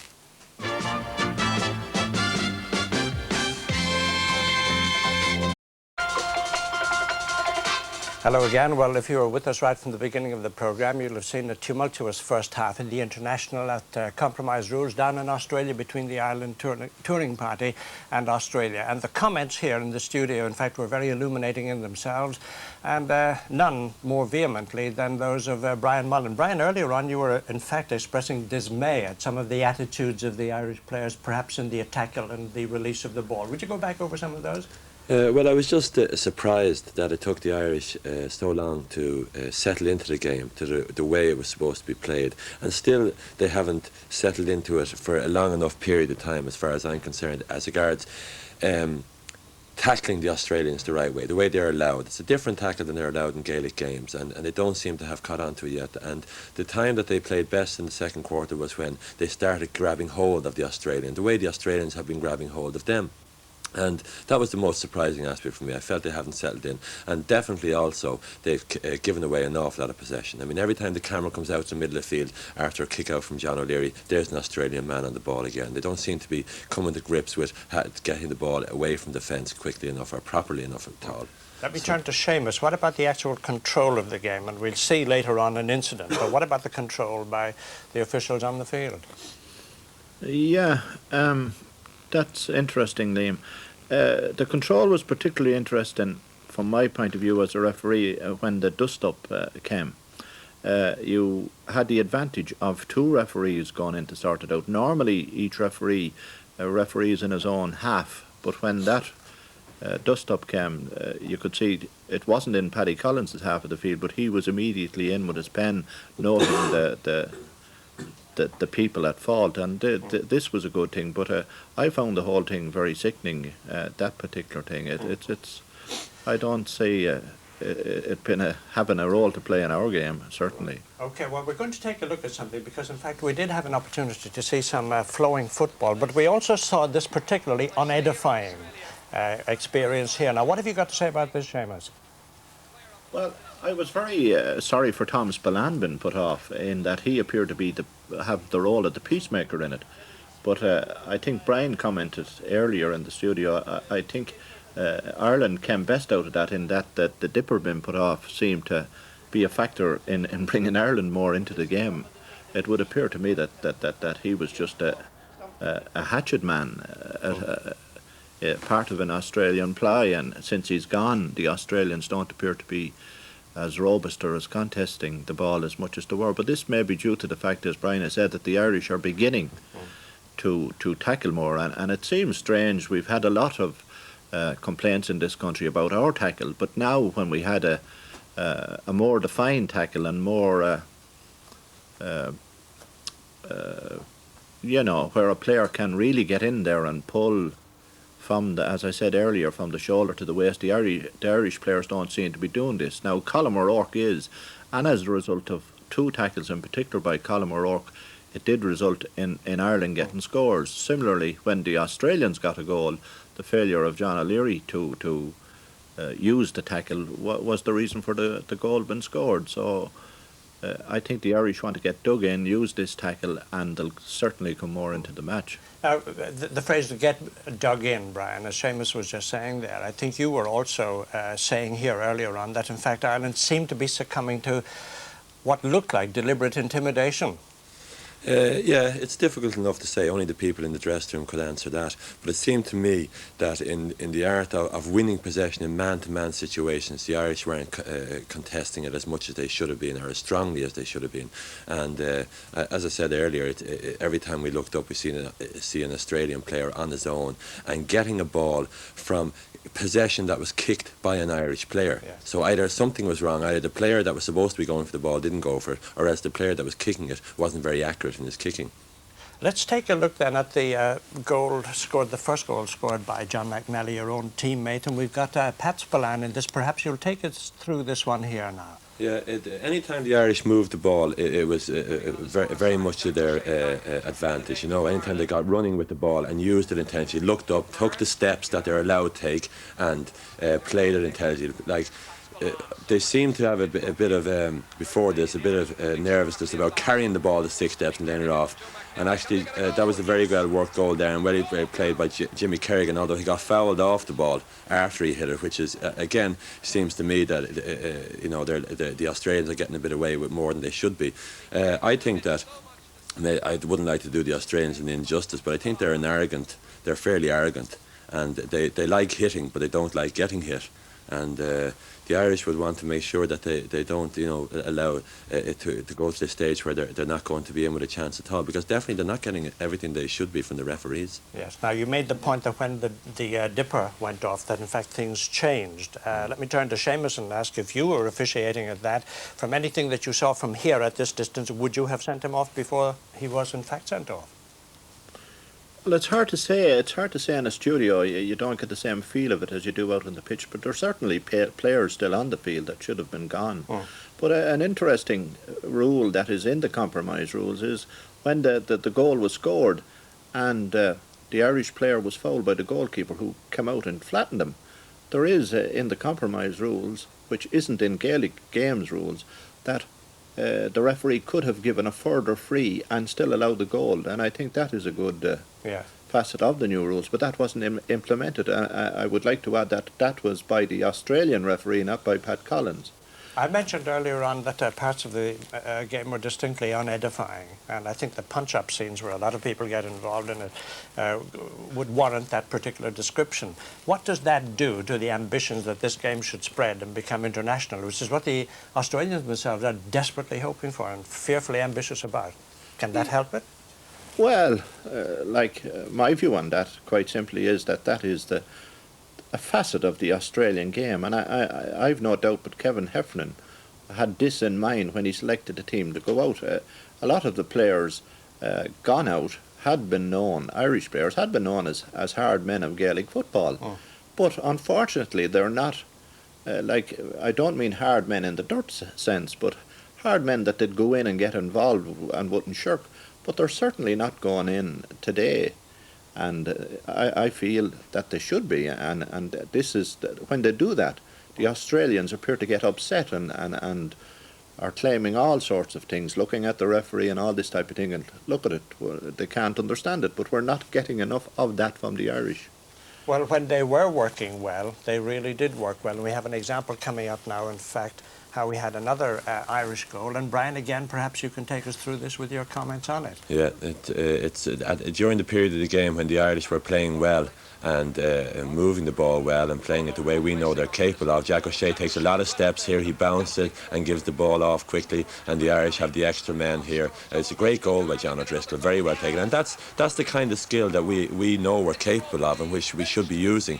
And just like to comment on something that Seamus said there, when Seamus talking about hard men and whatnot, he's just hoping. We just see it in replay first. Yeah, Jacko delivering that pass. He's just hoping that the Irish players will win possession strongly, the way we know they're capable of, that they will hold on to it and that they will use it intelligently. Given that they have 6 steps, they're allowed to bounce, they don't have to solo, they can take 6 further steps, they can punch past it.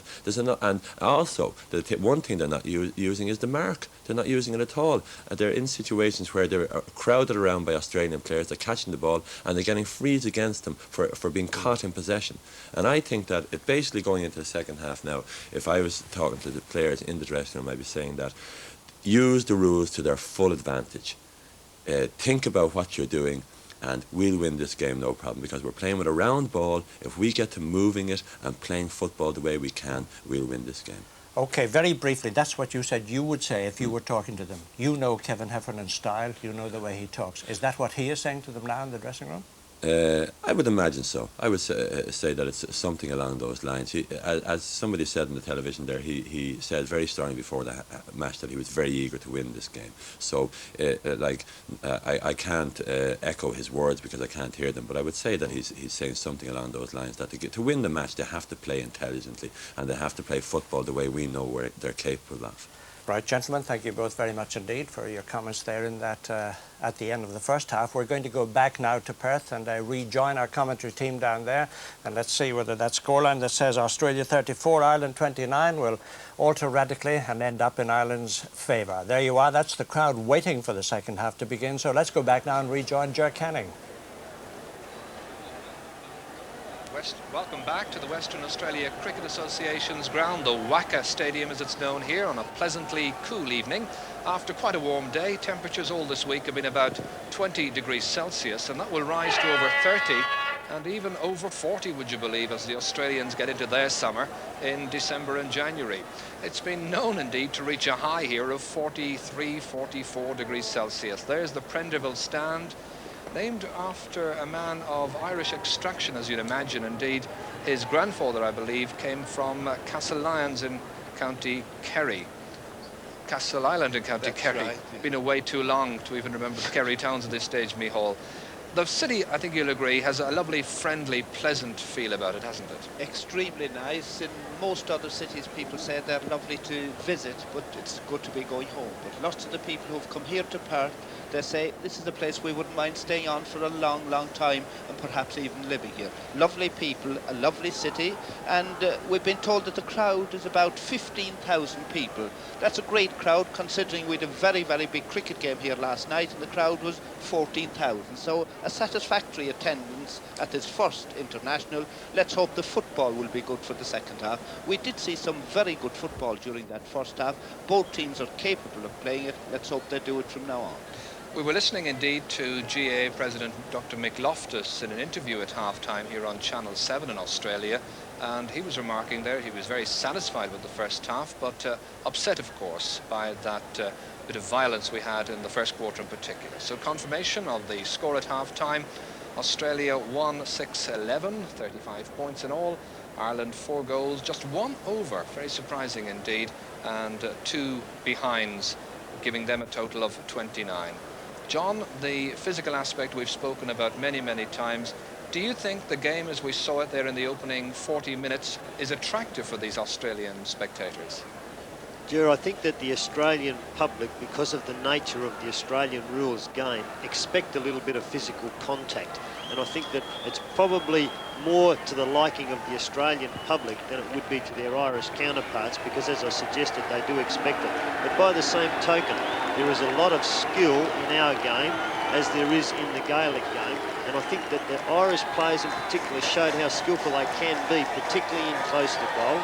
I think that they've they've probably tried to play the long game too much, because when they've reverted back to their normal short game, they have shown the West Australian public what they can do with the round ball, which is something that we would find very, very difficult to understand, because with the oval ball, the ball goes from one end of the ground very quickly because it's kicked over distances of in excess of 50 metres every time it's kicked, unless, of course, there's a short pass on. But the game, I think, as already has been said by the number of people that have turned up, considering that we've also got the America's Cup in Western Australia, there's a lot of sporting activities on, and I think the public have got right behind this one. And you saw Jack O'Shea just a moment ago there, firing his charges. Kevin Heffernan joining the group as well now. The final team chat. The nation's reputation is at stake. There's John Todd, DP Domenico, one of 2 Australians dismissed in the first half, the other being Gary Pert. And in case you've joined us late here on Sports Stadium, Ireland down at one stage to 13 players when Pat Byrne of Wicklow and Tom Spillane of Kerry were dismissed. But because of the rules of this composite game, you can now revert to the normal 15-man game, having been penalised for about 5 minutes. We noticed that Jack O'Shea and Joe McNally are 2 of the players who've been substituted. They can come back into the action, of course, at any time at all. There's Pat Spillane, who had some influential runs in the course of the second quarter in particular. Ireland with 4 great goals so far, scored by Joe McNally, who got 2 of them. John O'Driscoll got the 4th, and the other goal was scored by Dermot McNichol, the Big Dipper there. And Pat Spillane wearing Tom's jersey for the second half. I think his own jersey was torn there before half-time, but he's now wearing the brothers' jersey. And is a player that I feel that would be a very successful Australian rules footballer, Pat Spillane, as well as, obviously, Jack O'Shea. The F there you see is painted into the ground, representing a local brewery firm. That's Dermot Brereton. We may see him in the second international, but the second half of this first international series here in Australia starts. Australia leading by 6 points, or just a goal between the teams. According to the composite rules, you get 6 points for every goal that you score.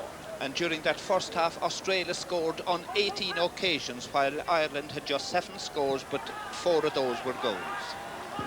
Pat Spillane availing of the 6 steps that you can take in the composite game. Got 2 players slipping there on the cricket wicket. And it's Peter Wilson who drives it through towards Gerard Healy. The attack looks good. This is Dale Whiteman, the flea. Good stop by John O'Leary as he was driven straight at him. And he narrowed the angle down. Australia then straight into the attack, starting this second half. And it would be interesting if we could count the number of steps the Australian took that time. It far exceeded the 7. He was the 6. He was travelling fast. Correct. Got away with it. That's a very good mark taken by Mick Fagan. Player, I suppose, who won't be that familiar to followers of Gaelic games even in Ireland, because he comes from Westmeath and doesn't always receive perhaps the attention that he should get. But it's interesting that in this last series as well, the games in Ireland threw up a number of players who wouldn't normally receive the kind of publicity going with international performance. That's a very good mark taken by the Australian captain Terry Danaher. In a dangerous position, a kickable position, the Essendon man then from about 30 metres out, looking for the opening score of the second half to Maurice Rioli, who makes the mark before Mick Fagan could push him. But the referee has decided to penalise Mick Fagan for that push in the back of Maurice Rioli, and so the mark will be taken from a more advantageous position if Maurice Rioli wishes. He's got the option now, in fact, of going nearer to goal. And so he kicks, comes off the post and goes behind for just 1 point. So the opening point of the second half going to Australia's Maurice Rioli. So 7 points between the teams. And Ireland, of course, have shown us in the first half that when they get within goal, they go for goals and 6 points. This is Pat Spillane wearing Tom Spillane's jersey. Good mark taken by the goalkeeper, Gary McIntosh. He's entitled just the same as anyone else to claim a mark. Peter Wilson. The mark is from a catch that you take, the pass having been delivered 20 metres or more from you. Greg Anderson, the Australian goal scorer, down towards Maurice Rioli. kept going by Peter Wilson near the far sideline, crossing the 45-metre line. Wilson forward, taking it in toward John Platten. And Maurice Rioli unable to keep it in play and pushed in the back that time. That's very bad umpiring by that particular official. Watch the elbow come back. See the way Rioli gave him one first? And really, that should have been to the Irish team. He made physical contact first, and the Irishman was just letting him know that he's out here to win as well. There's a real competitive bite in the match. What a marvellous mark that is by Terry Danaher, and John Platten getting involved yet again in front of goal. And again, the ugly side of this international series between Ireland and Australia showing itself. And that time it was, I think, Mick Lyons who was involved with Dale Whiteman, Niall Cahalane, I think. Yes, Cahalane and Dale Whiteman, the two players were involved, but look at that for a brilliant mark. So Terry Danaher, who's made some superb catches in the game so far, and this should be another 3 points for Australia. 36-29, the position of the moment. This is interesting, because he's only given him the keeper to beat. He's got a penalty, that's why. So a penalty for Australia, the first in the match so far, because the foul occurred inside the parallelogram. So Terry Danaher, will he go for a goal? Remember, the penalty can be taken from the hand. John O'Leary waits. Here's the shot. The referee whistles up. He'll have it taken again because Rowan Soares saw something in there. I think what he saw was that the Irishman moved before Terry Danaher actually kicked the ball.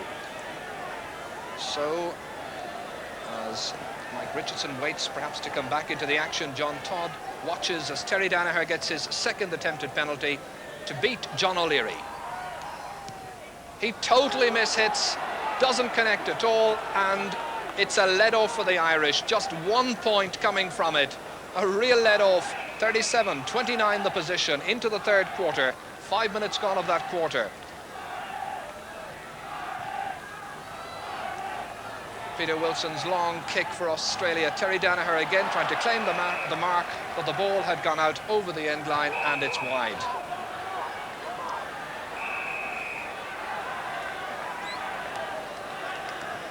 So a real let off that penalty, Micheál. The kicking clearly letting them down. Yes, it's not in their game penalty kicking. Their game was played with an oval ball, and we can understand why he wasn't at ease kicking that penalty. But Greg Blaney there blown for over-carrying the ball there. He'd loose ground in front of him, overran, free to the Australians. And it's Peter Wilson as Rowan Soares lines things up. Peter Wilson kicking and a 3-point coming from it. So 40 points now the Australians have. Ireland still to score, or yet to score, in this third quarter. Ireland playing it dangerously short out of defence that time. Brian McGilligan. As the free is taken across to the far wing to Pat Spillane. Here's Mick Fagan. You can see they're having to fight for absolutely everything. Elbows flying in there dangerously. I wonder what this Australian crowd is making of it all. And Mick Fagan's jersey, as you can see, absolutely in bits already. And we had an earlier example of that when Pat Spillane had his jersey well and truly tested. So McNicholl for Ireland, John Platten for Australia. And here's Mark Bairstow. Nicely inside, and a good shot by Gerard Healy, and at the second attempt he thunders it over the crossbar. The red flag raised, Healy the scorer. The crowd applauds. Another 3 points for Australia. 43 points to 29. The gap beginning to widen again.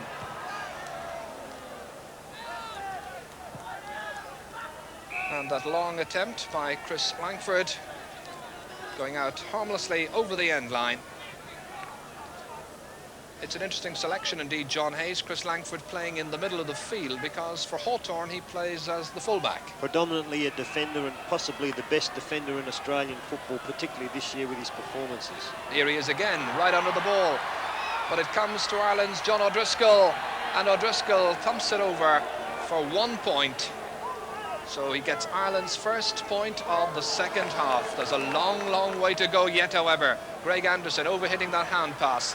The Australians, whenever, like to keep possession by hand passing the ball to a colleague. The referee's whistle goes in any case. That's going to be a free for a push on Niall Cahalane. You see Teddy McCarthy there, one of the Irish bench members, wasn't selected in the final 22 announced yesterday by Kevin Heffernan, and that's Niall Cahalane, held by Peter Wilson. Mick Lyons then, the Meath man, to take the free, sweeping it across towards Jimmy Kerrigan's wing.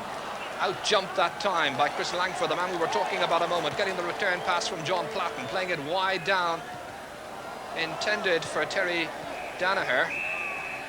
The team captain now operating at full forward, and that will be an Australian ball. Jared Healy signals his intentions inside, intended for Rioli, and again it's Mick Fagan who takes it, claims the mark. He's really in the thick of things. He was one of a few players that Kevin Heffernan played for the entire 80 minutes down in Bunbury, and he was so exhausted afterwards he headed straight back to his hotel and slept for about the next 10 hours. He's a very impressive player.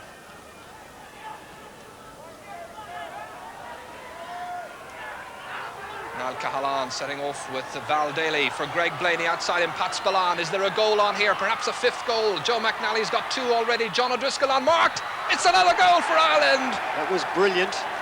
Absolutely brilliant use of the ball by the Irishmen, and here standing up for themselves because Gary McIntosh, a fierce competitor, didn't like being made look silly by the Irishmen. Have a look at this again. Greg Blaney setting it off. The pass outside for Pat Spillane. Joe McNally seeing the unmarked John O'Driscoll, the finishing inch perfect. So Ireland's fifth goal, that's John O'Driscoll now with 5 goals, and they edge nearer to the Australians, 7 points between the teams. It really is truly amazing, Joe, when they use that ball the way they do, how they can make such a competitive professional team look silly. 10 minutes into the third quarter, and you can hear the chants of Ireland, Ireland from the supporters here in the Wacker ground in Perth. Mick Lyons playing it wide to Pat Spillane, who's playing just about everywhere. Niall Cahalane driving it through, intended for his fellow county man, but it runs on for Greg Blaney, who couldn't quite get control on it. Gary McIntosh for Chris Langford. Outside him he's got Mark Bairstow.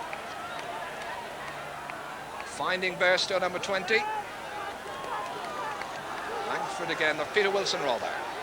Wilson from the 45-metre line, off balance as he drove that one forward, puts it wide. It was a good challenge that time by Mick Holden, who deserves the credit for that inaccurate clearance by Peter Wilson. Jerry Hargan up towards Greg Blaney's wing,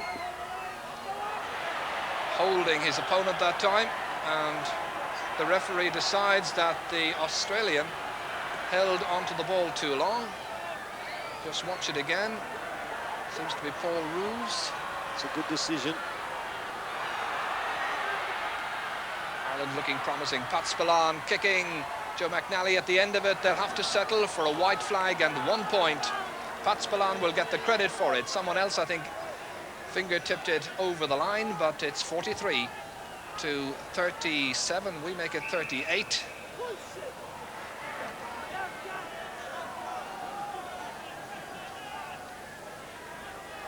There's only a goal the difference now, 43-37. And certainly Ireland coming back very strongly at this Australian team. Jared Healy taking the free from outside the 45-metre line, hitting it a mighty thumb forward. Great mark, that's a brilliant catch. Brilliant catch that time. It didn't matter that the player in question couldn't hold on to it, brought it to the ground. He had held on to it long enough, and that's the excellent skills yet again exhibited tonight in Perth by Terry Danaher. Nice fetch, good catch by Jack O'Shea. He's not accepting the mark this time, he wants to play on quickly. The Irish trying to counterburst. Dermot McNichol firing it forward. Jimmy Kerrigan inside, intended for Val Daly of Galway. And Chris Langford read the danger signals. Here he is again to pick up the pieces, intending to play it through towards Dale Whiteman. Instead it comes for the number 7, Mick Holden, and a little bit of argy-bargy that time down there. which the referee is quick to step in and see, as Brian McGilligan was very much involved in a tussle that time with Terry Danaher. Drew, the pace of the game certainly seems to be picking up, doesn't it? The amazing thing is, of course, that everyone was expecting the Irish to be well and truly exhausted by this stage. After all, our performers, John, are amateur players, whereas all these players are professionals. Granted, they would have jobs as well that they would attend to from 9 to 4, as it were, but they are professional athletes. Certainly, and train on the average of about four to five times a week. 9 scores in all to Ireland, 22 to Australia, but yet only 6 between them. Val Daly picking it up. Greg Blaney's beside him. 3 against 3. Here's the shot. He's put it over for 3 points. It counts as a very good score. 40 points now to 43. That's the position as we see it. So there's just an over between the teams. It's the nearest that Ireland has been since the game started, and we are now 40 minutes into the third quarter. Again, the Irish launch an assault on the Australian goal. Val Daly inside towards John O'Driscoll, can't quite hold on to it, and Australia there in numbers, and it's Mark Bairstow who gets it clear to Gary McIntosh, who in turn gets it away to Craig Holden. Holden, a very fine defender, downfield towards Gerard Healy. That attack defused by Mick Fagan. And again, another Irish jersey well and truly swung around that time. Kieran Murray is the one. I don't think they'll have a set of jerseys by the time they get to Melbourne, Micheál. It's allowable within the compromise rules, catching a player by the jersey. The Irish players are not using it. They would be allowed to it. I think it's a mistake on their part not to avail of it. We've seen, I think, about 3 Irish jersey go for naught, as it were, so far. Maurice Rioli to take the sideline kick. Down towards Gerard Healy. Great catch again. Terry Danaher, the one involved. He's taken some marvellous marks in the game. One of his great strengths in Australian game, Terry Danaher, is that he can pull down the high ball on a frequent basis, and he's showing that certainly superbly tonight. Spectacular exhibition by Terry Danaher. And so the Essendon man from the 45-metre line, looking for another 3 points. He's got it. Very good kick, very accurate. And there was so much talk, of course, before this series began that the Australians wouldn't be able to adapt to the round ball. They certainly have done so. Their kicking has been very true, very accurate. 6 points between the sides. 5 minutes to go to the end of the third quarter.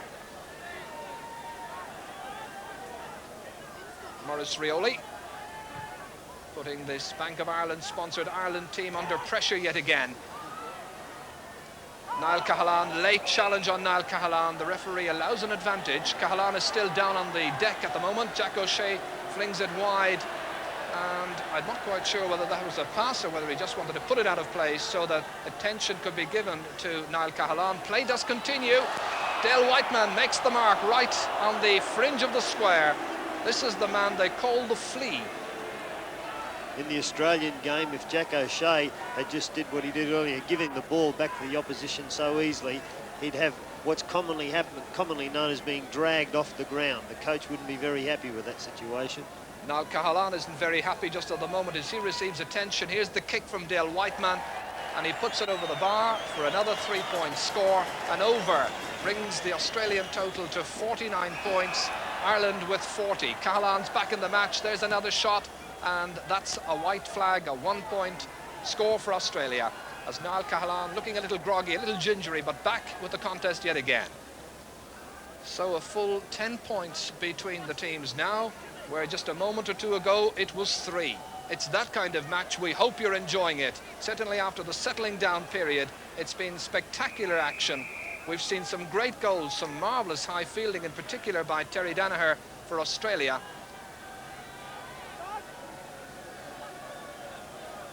It'll be interesting indeed to get the reaction not alone of the viewers back in Ireland to this, but of course the Australian public as well, watching it on television tonight. I wonder what they'll be making of it. Well, there's still another 25 minutes or thereabouts of the action, another quarter to go indeed. 10 points between the teams. Maurice Rioli for Australia. They've led from start to finish. Mick Lyons under it, and one wonders, will Ireland at this stage have the stamina to maintain the effort for the next 25 minutes? As John Platten fires it in, John O'Leary comes out, Mick Holden there too.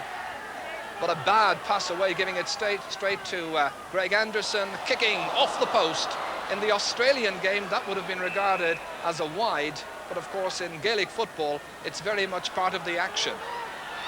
Jerry Hargan on for Greg Blaney, who's been ever present towards the on-rushing Dermot McNichol. Inside him, he's got John O'Driscoll. McNichol going it alone, taken out of it completely unceremoniously by McIntosh. And everyone's getting involved. Shades of the Barney Rock incident from Croke Park 2 years ago, when the same kind of thing happened. The interesting thing on this occasion is whether the Irish player involved here, was inside the square or not. When McIntosh came out from here, he looked to be just outside. Kevin Heffernan, Willie Doyle there, one of the Irish bench players, and attention then for the Irishman. Absolutely disgraceful. I mean, at times this evening, I've tried to sort of make allowances for the Australian players, but there's no excuse for that. And McIntosh has been sent off, I think. He hasn't left the field just yet, but clearly Paddy Collins, the umpire, the official from Ireland, Kevin Heffernan, at this stage, you can see he is absolutely annoyed, incensed by all of that. Niall Cahalane still reeling from an earlier injury. And this is the incident again. Dermot McNichol bravely running through. John O'Driscoll was the player he was trying to link up with, and he got an elbow right into the side of the face. And that is nowhere in the rules of the composite game. And an exact replica of what happened Barney Rock and Croke Park in the second international. But it means that Australia are now down to one replacement player. So Australia have made a change. McIntosh has gone off, and Dermot McNichol is back on his feet. It's Wayne Johnston, of course, who's gone into goal. Wayne Johnston is known as the Dominator when he plays his football in Melbourne. And I wonder if these Irish people on the bench can withstand and live up to the next couple of minutes, because it's going to be very, very hot stuff indeed. That's McIntosh, the goalkeeper, and he is gone. And he will now come before a disciplinary committee. The control committee will have an awful lot of work to do when they meet tomorrow to discuss the incidents in this match. 5 players have now been sent off. And this is the disgraceful situation here, where he's not going to be allowed a free shot at goal or penalty as such. That was a blatant misuse of the rules, and as I was going to say earlier, you try to make allowances for some of the Australian players. That was disgraceful. But I think that Dermot McNichol was fractionally outside the square when fouled. But and yet again, another fight breaking out here, and it involves Jimmy Kerrigan this time from Ireland. I can't quite see the Australian player involved.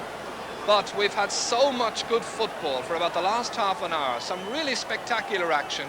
It's shown us what the game can be like. And then, every so often, tempers just flare. Yeah, it seems to be part of games down under here. Lots of good football. It's a tragedy that these incidents occur. Michal, I think it's up to... Here we see it again. I think... Oh, and that's again there you see now where it was Craig Holden. And I think it's up to the officials, the John Todds and the Heffernans of this world, to stop this and tell their players and instruct their players to stop this, because the game as a spectacle is an excellent spectacle.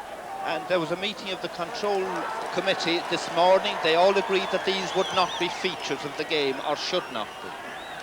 I wonder if anybody passed that message down the line to the players, because indeed a lot of them didn't seem altogether sure yesterday as to who was playing and who wasn't playing. But well, let's hope it will all come right in the end. The first international tonight, or this afternoon as it is in Ireland, we're 7 hours ahead of you, and it's on here at the WACA ground in Perth.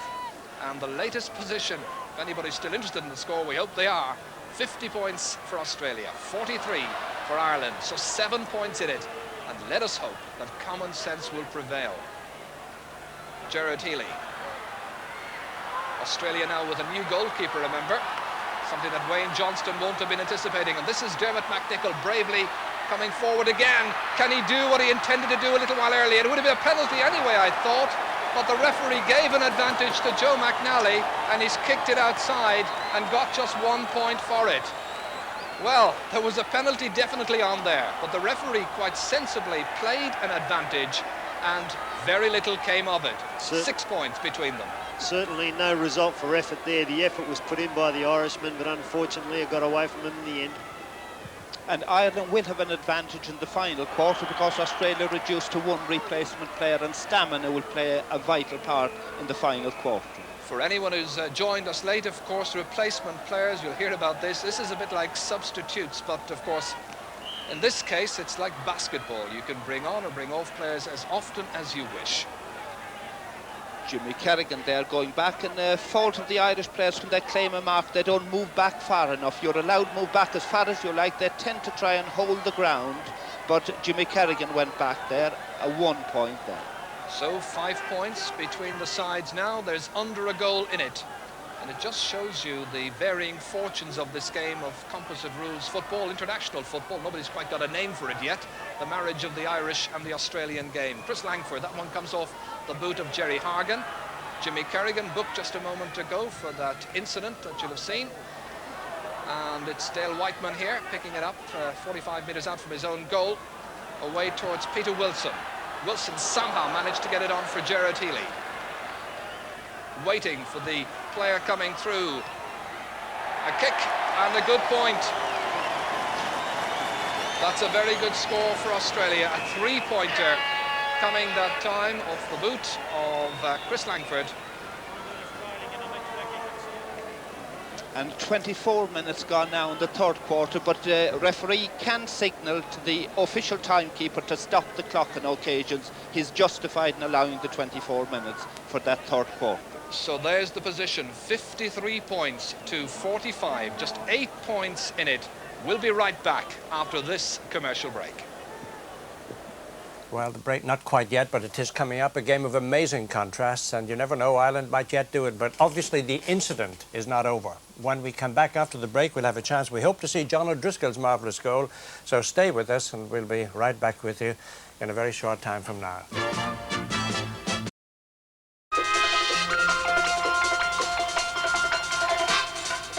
Well, some people may be questioning the future of the kind of game we've just seen, but nevertheless it did produce some marvellous moments, and none better than John O'Driscoll's goal. We'll take a look at that. It happened about 9 minutes into the quarter that we have just seen. And just let's take a look at the build-up and what the final result of it was. Brian, you take us through this one? Yeah, again, the ball has moved very intelligently between players. They've held on to possession. The steps are used here again, and you know, what's best in our football is our accuracy and our ability to put away with a round ball. So, thank you very much, Brian. Sorry to stop you there. Thank you for taking us through it. We're going to take ourselves through the atmosphere out to Australia now, once again, out to Perth. We're just back with the action for the fourth and final quarter. Australia leading. Game has just restarted. John O'Leary then making a catch.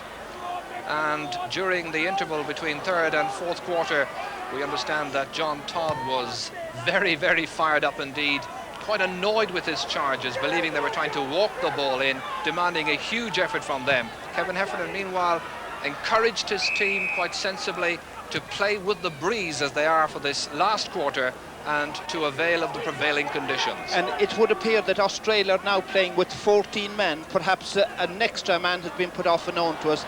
They would appear to have only 14 men on the field right now. Mick Fagan then booting it out over the sideline. Mick Fagan playing right corner back, as it were, in Gaelic football, as we watch Mark Nailey. And Australia having lost their goalkeeper in the last quarter. And that would account for the man short for 5 minutes. Perhaps the 5 minutes play is not up yet. So Australia get another point. The first of this final quarter. Mark Nailey, the scorer that time. This is Pat Spillane. 9 points between the teams at the moment. Australia the leaders. And what a brave and gutsy performance this is by the Irish down here in Perth tonight. Australia mounting another high challenge. Terry Danaher. A high-powered attack, he kicks and he gets 3 points. And over for Terry Danaher, who's been Australia's top performer in the match. So very quickly, where there was just 8 points between them at half-time, there's now 12.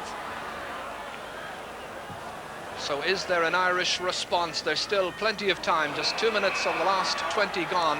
The referee whistles up. He saw a foul down there. He whistles against John O'Driscoll. And that's a free to Australia. We'll see it yet again, and O'Driscoll seemed to swing his opponent around, which is not permitted. One could be excused for thinking it was because it's happened so regularly tonight. Craig Holden, rather than Mick Holden, as the caption read. Craig Holden for Australia. And nobody able to claim a mark that time, as the ball is booted down by Niall Cahalane towards John O'Driscoll. An impressive performer. He's swung around again, and this time the referee says it's not a foul. So, degree of confusion. Pat Spillane into Greg Blaney. Well blocked down, brilliantly so by Peter Wilson, by Gerard Healy rather, to Dale Whiteman. And Australia launching the counter burst, and this time it is Peter Wilson unable to keep the ball in play.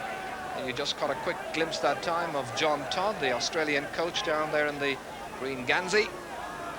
That's Peter Wilson. Fiercely competitive player, and confirmation of the umpires here at this first international down in Australia. And that's a good attempt, and it's gone over the bar. A three-point attempt from that long punt from out the sideline. John O'Driscoll was there at the finish, but Ireland getting their first points of this last quarter, 56-48. And Australia now back with a full complement of 15 players on the field. Chris Langford, Maurice Rioli, who'll be remembered after some memorable performances 2 years ago. Paul Roos to John Platten, fisted out by Brian McGilligan. Niall Cahalane driving it down into space. This is what the coach demanded. Pat Spillane is playing very far forward. Gerard Healy, last line of defence, bar the goalkeeper for Australia. Craig Holden keeping it in play. Up it goes towards Dale Whiteman, very near the sideline. Cahalane's in there with Dermot McNichol, and that's going to be an Australian ball. There's the smallest man on the park, 5'6" Dale Whiteman. Confirmation of the score at the moment, 57-48. The official score, well, the scoreboard on the ground here says 56-48. That could easily happen. The score may be wrong. If it is just by 1 point, it's either 56-48 or 57. Meanwhile, Mick Holden is swung around, and the referee says that's a free to Ireland. John Platten, the player involved, just watch this now. There's no way that's at all in the rules. At least the umpire's being consistent so far in this quarter anyway. Jack O'Shea. Jack's been disappointing tonight, for mine anyway. Down towards Greg Blaney. Made a mark, and the referee says play on. To Dermot McNichol. McNichol with a player outside him, Val Daly, kicking rather wildly. He gets 1 point. It takes Ireland's score up to 49. So still a gap to be bridged. Rather a wild clearance out of defence.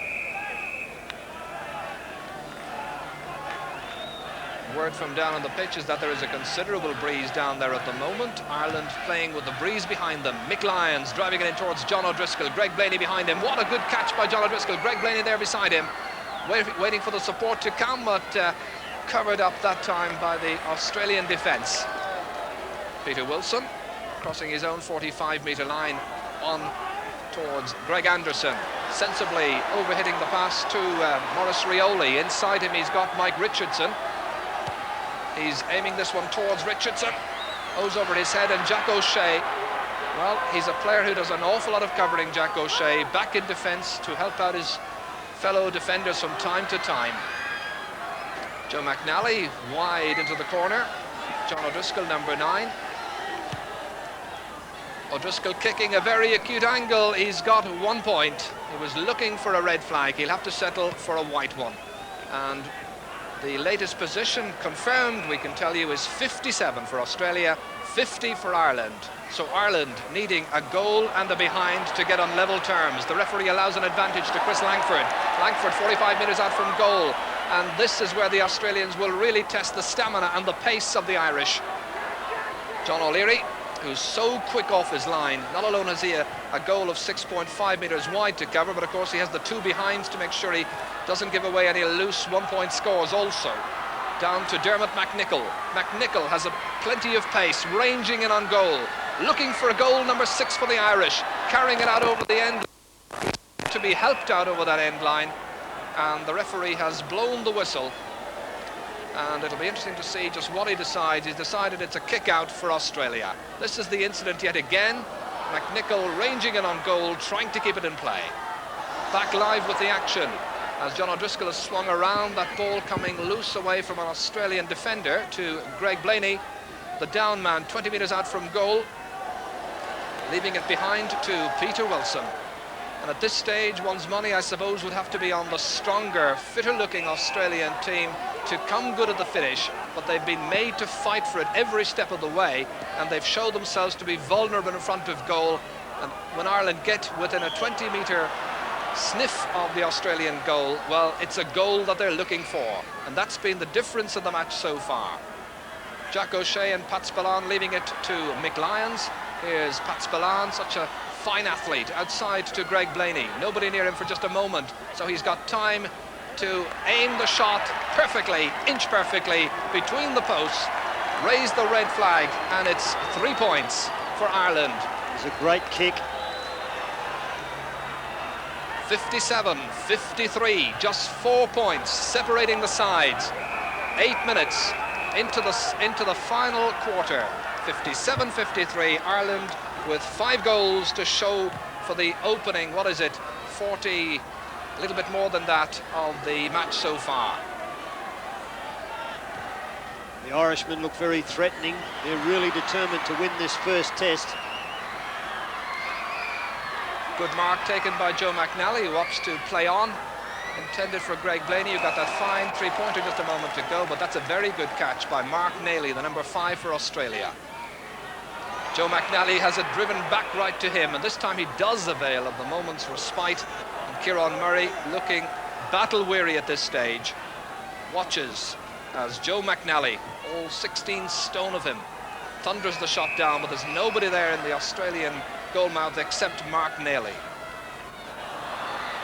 Well, a loose pass, but eventually picked up. And here's the familiar figure of the tall Chris Langford, one of Australia's best players, up Greg Anderson.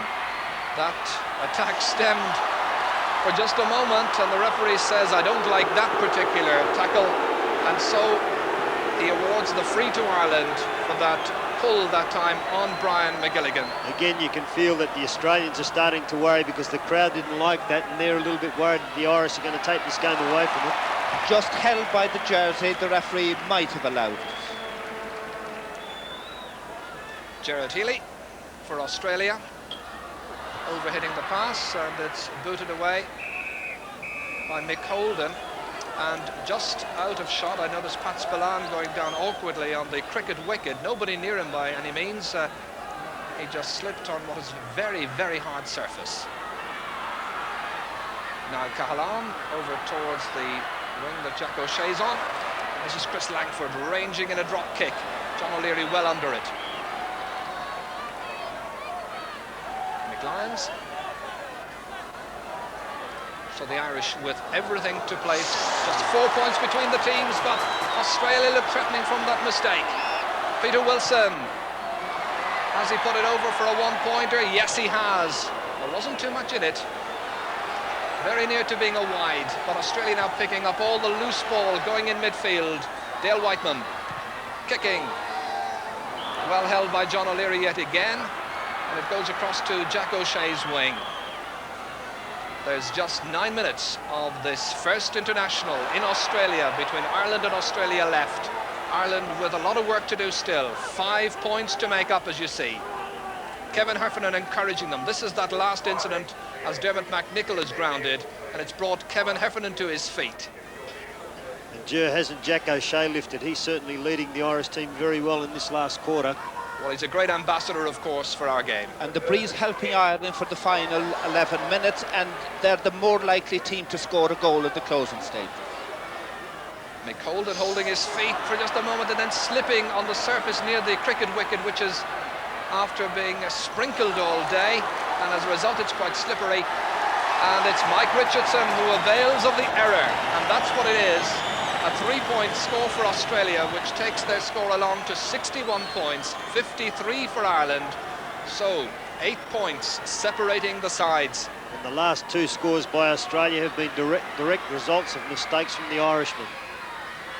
So perhaps indications of tiredness creeping into the Irish game. They've done well, very well, to last the pace, because the theory up to now had been that Ireland would have to set off at a gallop, do well in the opening 2 quarters, and then have to resist the Australian pressure in the last quarter. But tonight, it hasn't been that kind of game. Greg Blaney. They have to get more Irishmen down in the goal mouth. There's too many Australians down there. Time is running out for them. Just 8 minutes remaining. Greg Blaney takes the kick and just gets a white flag, so it's a behind 1 point. 54 now for Ireland, and they trail by 7 points. Niall Cahalane, Ireland's number 3, towards Dermot McNichol, one of the heroes of the last series, in particular the 2 games in Croke Park. At that time it's John Platten who picks up the pieces. Gerard Healy for Australia swings it wide on this near side of the field towards Peter Wilson. There's great energy, great activity in this match. And when the game is played in a fair and competitive spirit, it really is a delight to behold. That's Brian McGilligan. McGilligan, one of the lesser-known stars, I suppose, on this Irish team. He just made the Derry team this year, in fact, but he's impressed Kevin Heffernan in the various trials. And now Ireland in a promising and challenging position. 45 metres out from goal. And Pat Spillane moving forward, and it's Colm O'Rourke who's taking the kick. Colm, normally very accurate, has ballooned that one up into the air. A Gary Owen that comes back to him. And a fist thrown out wildly that time. Jimmy Kerrigan, the player who's in the thick of the action. Play continues. It was a loose fist. Kerrigan came off second best. He's back on his feet again as we watch the Australian number 20, Mark Bairstow, kick it out over the sideline. So, into the final quarter. That's the score, 61-54, just under 6 minutes to go. A good mark made by Kieran Murray, as Monaghan followers, I suppose, have never seen him with the jersey torn open. Healy makes a good mark, and the Australians now with their backs to the wall, taking it on the chin for the last few minutes. And as John Hayes, one of my co-commentators here, was remarking, the last 2 Australian scores essentially coming from errors. That goes over the head of John Platten, but it runs kindly for Mike Richardson, but his shooting boots left behind him. Here's Jimmy Kerrigan proving that he's fit again after that, taking that loose punch, a punch that would have done justice to any of the action we'd have seen at the National Stadium. Shipping the challenge, hitting it wide into the top left-hand corner of the field, but the only man there is Chris Langford. The fitter Australians taking the fight to the Irish. John Platten, Maurice Rioli, dancing round Mick Fagan, booted clear by Kieran Murray. Whistle sounds and it's a free to Australia. And the Australian fans here urging their team on. They're loving every minute of it. For them, I suppose, it's had the right amount of physical might as well. For us, it's perhaps a little bit too physical. Maurice Rioli towards Terry Danaher. And he's been well marshalled for most of this last 20 minutes, but that's a marvellous mark. He really inspired his team in the second and third quarters of the game. And look at that, one-handed, taking it down despite the attentions of Jack O'Shea. Tremendous pressure applied by Jack O'Shea, then again showing the commitment that he wants Ireland to really stay in this fight. This is an important kick. It's a red flag, and Terry Danaher, the Australian captain, leading the way in front of the fans here in Perth, making it 65-54. Australia the leaders. 64-54 rather, 10 points between the sides. So the Irish know what they must do, and that is get goals and get 2 of them at least. Mark Nailey, or Tony McGuinness rather, comes back down to Kieran Murray, belting it out Gaelic fashion. to Greg Blaney, and of course it's important to emphasise this is not a Gaelic football international, rather it's an international involving Gaelic football players playing composite rules. The first of 3 internationals here in Perth tonight, the others coming up in Melbourne and Adelaide over the next 2 weeks. The referee's whistle sounds yet again. This time it's a free against Jimmy Kerrigan. So 10 points separating the sides. 3 minutes to go. Can the Irish make up the difference? Chris Langford kicking out over the sideline. So at this point, let's put the question to our 2 guests here. Micheál, is there any hope for the Irish? There is still hope. As I said, they're likely, or more likely than Australia, to score a goal. It's goals they need. Australia possibly a little bit fitter at this point, quicker to the ball. And what about John? Superior fitness. I think Micheál virtually answered the question then, Joe. The fitness of the Australians is really coming to the fore at this point. The way they're using the ball certainly would indicate to me that they'll go on and win this game. Dale Whiteman trying to wrap it up with Mike Richardson kicking, and Mike Richardson scoring. He scores a behind a 1-point score, and that's the second he's got in the last couple of minutes. So now it's 65-54. Ireland trail by 11 points. Colm O'Rourke coming in search of a goal that would give them some hope. Down towards John O'Driscoll. Good mark. Nicely taken. The shot. And it's gone off the post, and it's a white flag. John, having changed his shirt, you'll note, wearing number 25 now, where early he was wearing number 9. So at least it reduces the leeway, but to 10 points. It would have really brought the crowd to their feet if he'd have scored a goal then. Jerry Hargan's kick. Greg Blaney, great save by the goalkeeper. Wayne Johnston, Australia's substitute goalkeeper, produces a save that would have done justice to the man at the other end, John O'Leary. A brilliant save from Greg Blaney, keeping the Australians in it. Just 2 minutes of the action remaining. Kieran Murray back inside his own 45-metre line. Outside of his Val Daly, the Galway man, trying to inspire the Irish as Kerrigan kicks it forward. Good mark taken by Greg Blaney. He opts to play on instead of slowing the game down, but the referee saw that there was a wraparound challenge that time, and he's giving Ireland the free. A free from 45 metres. Paddy Collins there from Westmeath, signalling the free. 65-55 is the position. Ireland badly needing a goal. So will Greg Blaney opt to kick it inside for McNicholl or for Jack O'Shea, who's now standing on the edge of the small square? He's overkicked and he's put it behind for just 1 point, a white flag, when a shorter kick on that occasion might have suited. So Wayne Johnston, having checked the score and the position with now 15 seconds remaining,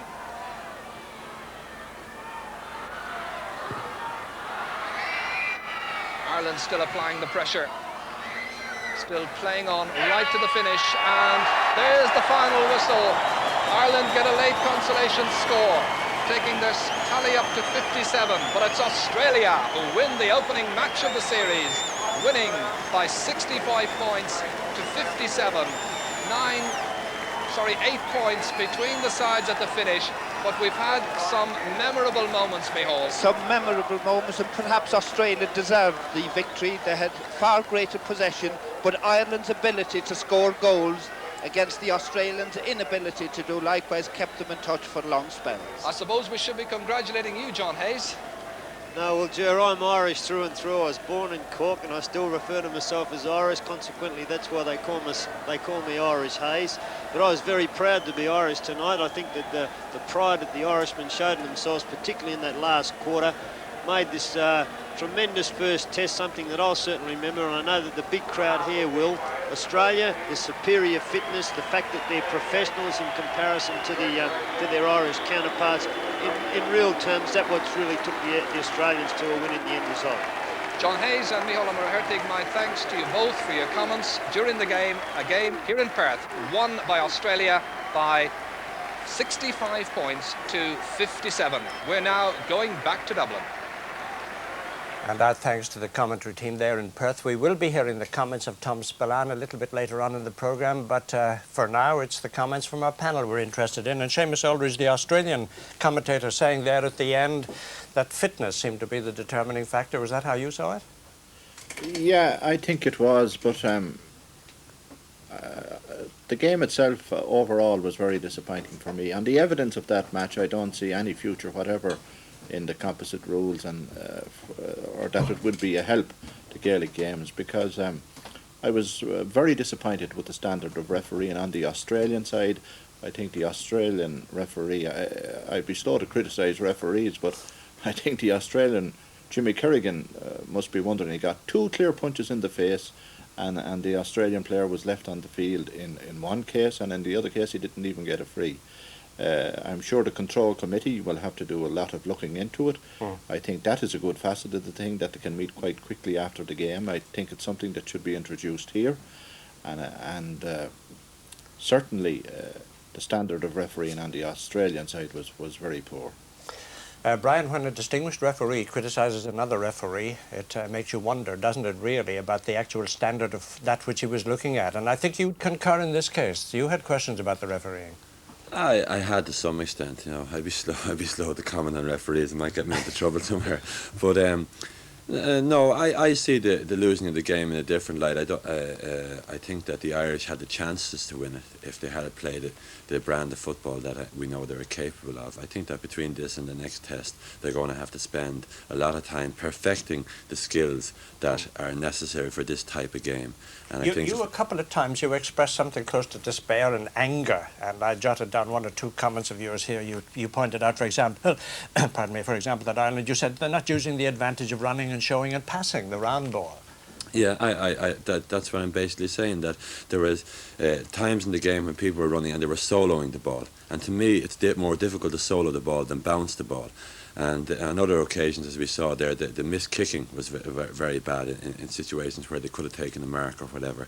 But I think that you know, the referee, it's difficult to referee that type of a situation. And okay, we might be critical of the Australian referee that he didn't do things that we felt could have been in our favour. But you know, with new rules coming in like that and whatnot, it's very difficult to put up with fellas who are just, if one fella gets a thump, another fella's going to thump him back. It's very difficult for the referee to do anything about that. So basically, for the next game, I think the Irish just have to perfect the skills that are necessary for this game. Gentlemen, thank you very much indeed. Thank you, Seamus Aldridge. Thank you, Brian. So there you are. Still questions over what happened today, and also questions about the future of the game. And that, of course, is something that you'll also see live on RTE television. But now it's time for the news headlines.